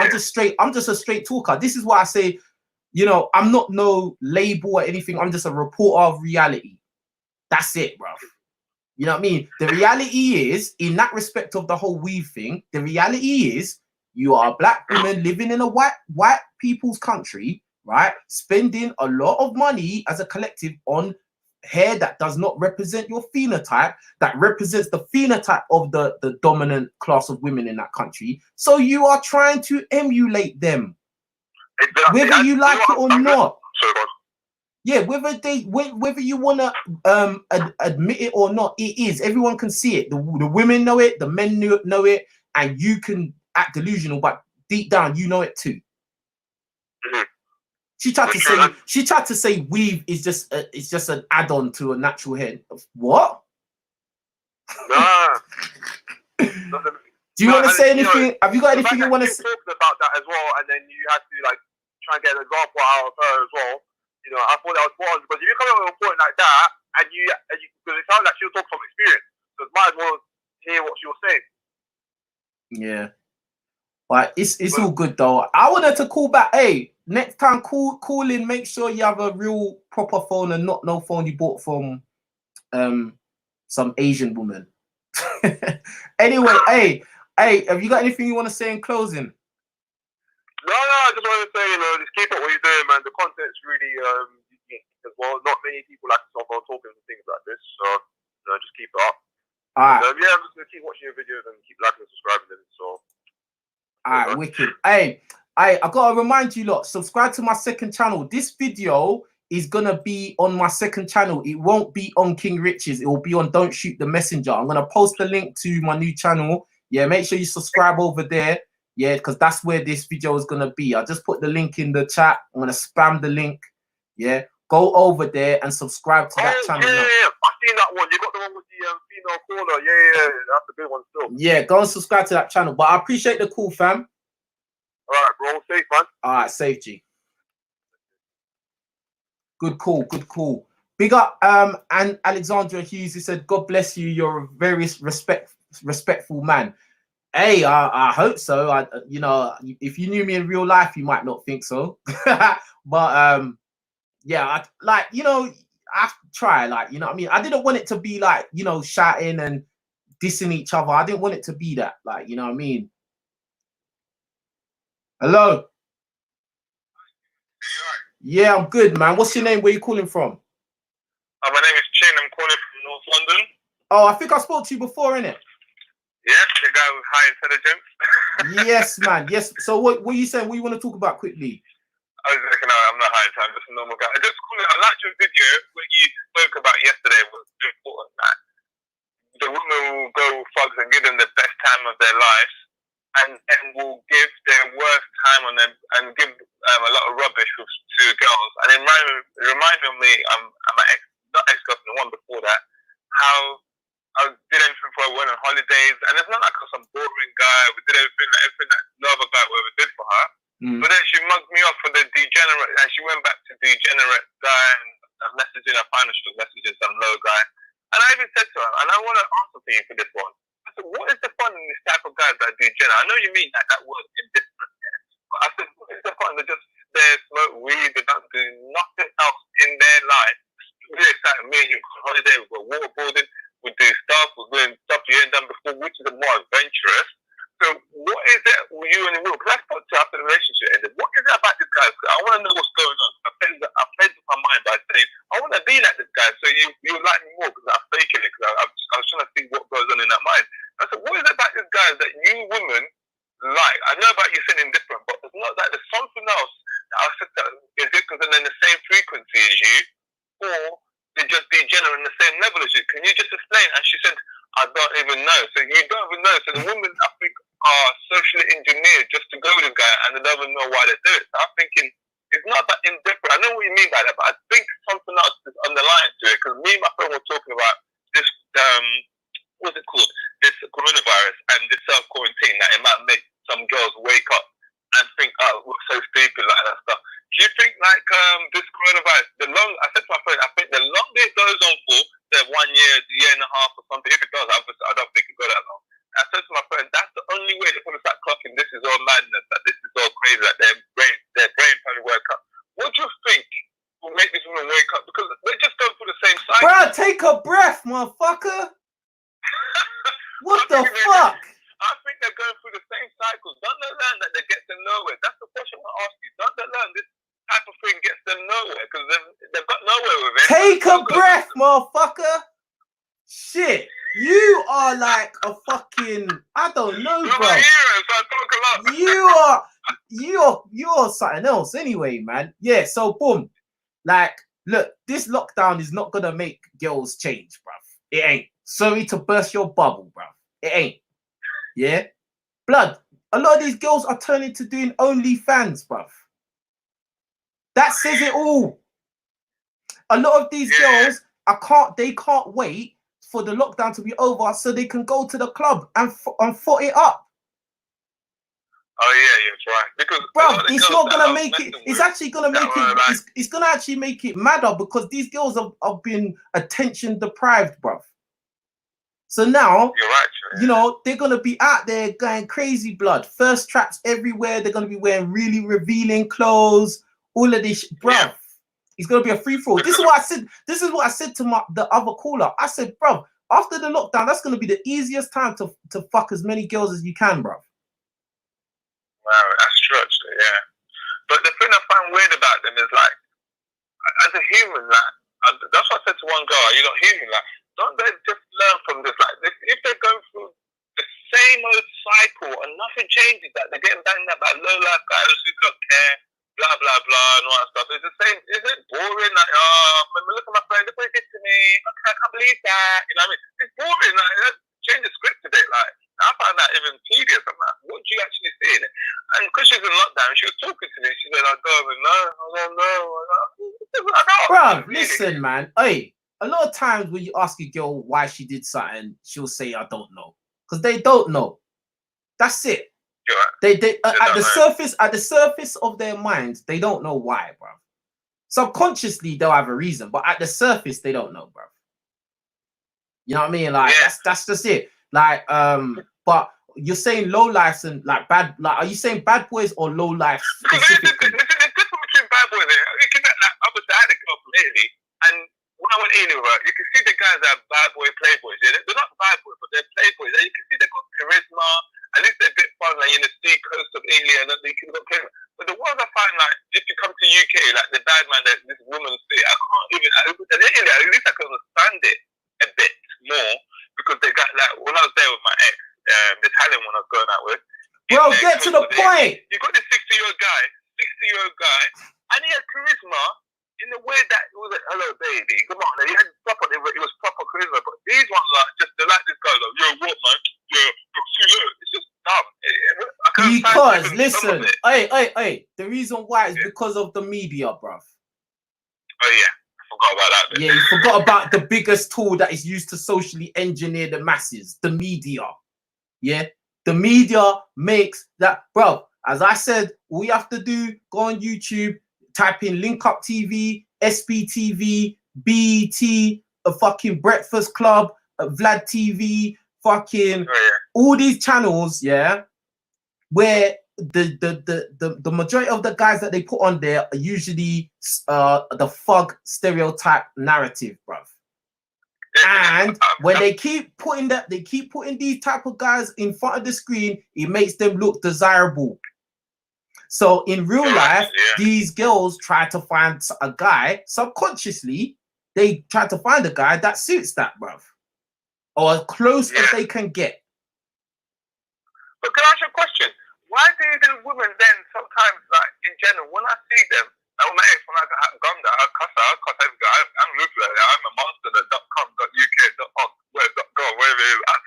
So basically, you guys look after the low life. Sometimes the women take the extreme of helping them. Always should I give them money, and the guy's cheating them. And I'm like, what? I just don't get it. I really, really do not get that bit. That bit is even worse. It's not for you to get. Listen, bro. Hey. Listen. It's not for you to get. All you need to know is that don't get played. That's all you need to know. Don't fucking fall head over heels in love with these girls. You can love her. You can love your chick, but don't fall head over heels with her. You need to understand the type of girl that you're dealing with. If she's the type of girl that finds material, like rich guys impressive, or she's the kind of girl that finds street guys impressive, or the type of girl that she just wants a pretty boy at all costs, you got to know the type of girl you're dealing with, bro. Yeah, because that's all you need to no, hey. That's all you need to know. You don't need to know about why. Fuck why. It doesn't matter why. No, real talk. Like, honestly, it doesn't matter why. I said to people, like, the problem I have with all this, it's not even about me and why. Because, like, obviously, when I see all this, like, I watch your YouTube channel and I watch another one called Scar City, they talk about all the stabbings, all this stuff. All these men, that young men, have got feminine attack because they don't think logically. And I was saying to one of the girls, this is what you're bringing up. The society's gone weird. I blame the society going wrong on women. I said, I'm real.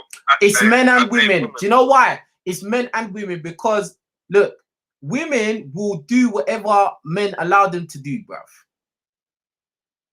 That's true. It's just like a little, and I said this, I always, hey, let me speak. Hey, what I'm saying, is that, you see, the majority of females, these girls that make stupid, poor choices, and fuck their own lives up, you can compare them just to children, bruv. When you are looking after a child, you know that this child, if not watched closely and not supervised properly, they will do something stupid. They could even kill themselves. Yeah. It doesn't make them evil. It doesn't make them bad. It doesn't even mean that you don't love them, because you have to watch them like that, but you have to watch them, bro, because they're capable of doing anything stupid, bro. That's the same kind of mindset I have towards girls, bro. Yeah, I like them. She could be my friend. She could be a girl I'm messing around with, but I don't put anything past her, bro. I know she's capable of doing anything, bro. And if I give her enough rope, she will do whatever she will take up as much space as I allow her to take. That's the only like metaphor I can use. Yeah. So what do you think about what's going on then in what's it called? The subject I've saw was, you know, that Little Bussy, the rapper from New Orleans, Little Bussy. Yeah. He's having a go at Jay-Z and D Wade because D Wade is trying to promote his son being a transgender. I think he should do something like that. And what I respect about New Orleans rappers, like in South, like Master P and New Orleans, they're actually more real. They say how it is. They're not controlled. And a lot of the black people on top of the society, you know, like Jay-Z and all that stuff, they're controlled. Obviously, they're what they say goes. Yeah.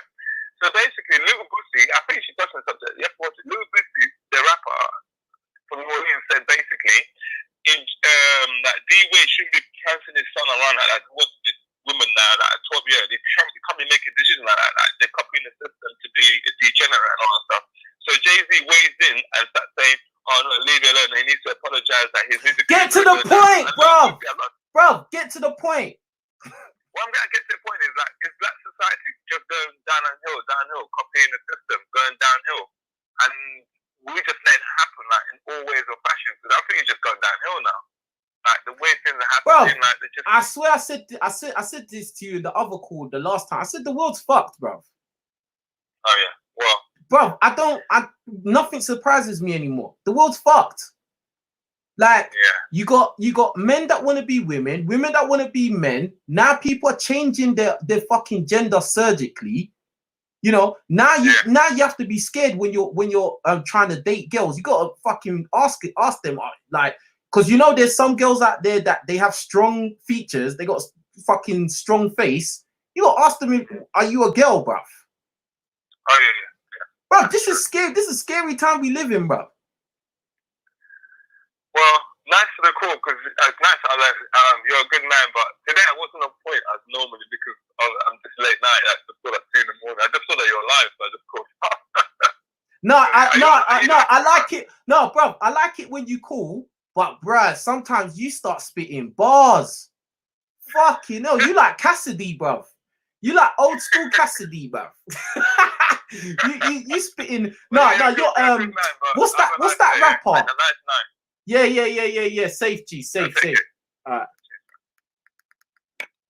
He be spitting fucking. He's like the mad rapper, blood. He's a mad rapper. He be going in, bruv. Bruv, he probably does drill music, bruv. He's probably a drill music rapper. Get me? Trying to sound all prim and proper right now. I know you're a rapper, bruv. I know you're a rapper in real life, man. Get me? You better start super chatting some big super chats. I know you're rapping, bruv. Don't even try it. Yeah? Fucking hell. Shit, boy. Like, I had to cut him off a couple times. Oi! Fucking hell. And he don't breathe as well. When he's talking, he don't breathe. Crazy. All right, we are. I've been here like 3 hours, bro. Fucking hell, over 3 hours. I think I'm gonna close up, guys. I apologize. Actually, I'm not apologizing. Fuck that. It's been 3 hours. Yeah, I'm gonna close up. I'll be back tomorrow. I think I'll be back tomorrow with a normal video this time. Yeah, a normal video. Yeah. I appreciate each and every one that super chatted. If I missed your super chat, yeah, I apologize. If I didn't see it and it went past, I apologize, because I can't scroll up to the top of the live chat. I can't get all the way back up. So once it's gone past a certain point, I can't go further than that. So yeah. With that being said, it's been a very, very interesting stream. Yeah. Hey, this video is gonna be on my second channel. Yeah, I'm putting it here. It's gonna be on my second channel. Make sure you subscribe to my second channel. That's where you'll be able to see this, because it's not gonna be up on King Rich's. Yeah, it's gonna be on Don't Shoot the Messenger. Yeah, so go subscribe to that channel right now. If you came in late, you missed a lot. If you came in late, you missed a lot, bruv. Yeah, so make sure you go watch it on my second channel. I'm spamming the chat with the link to my second channel. Yeah, so make sure you go over there, subscribe, leave a comment, all of that. Yeah, all of that.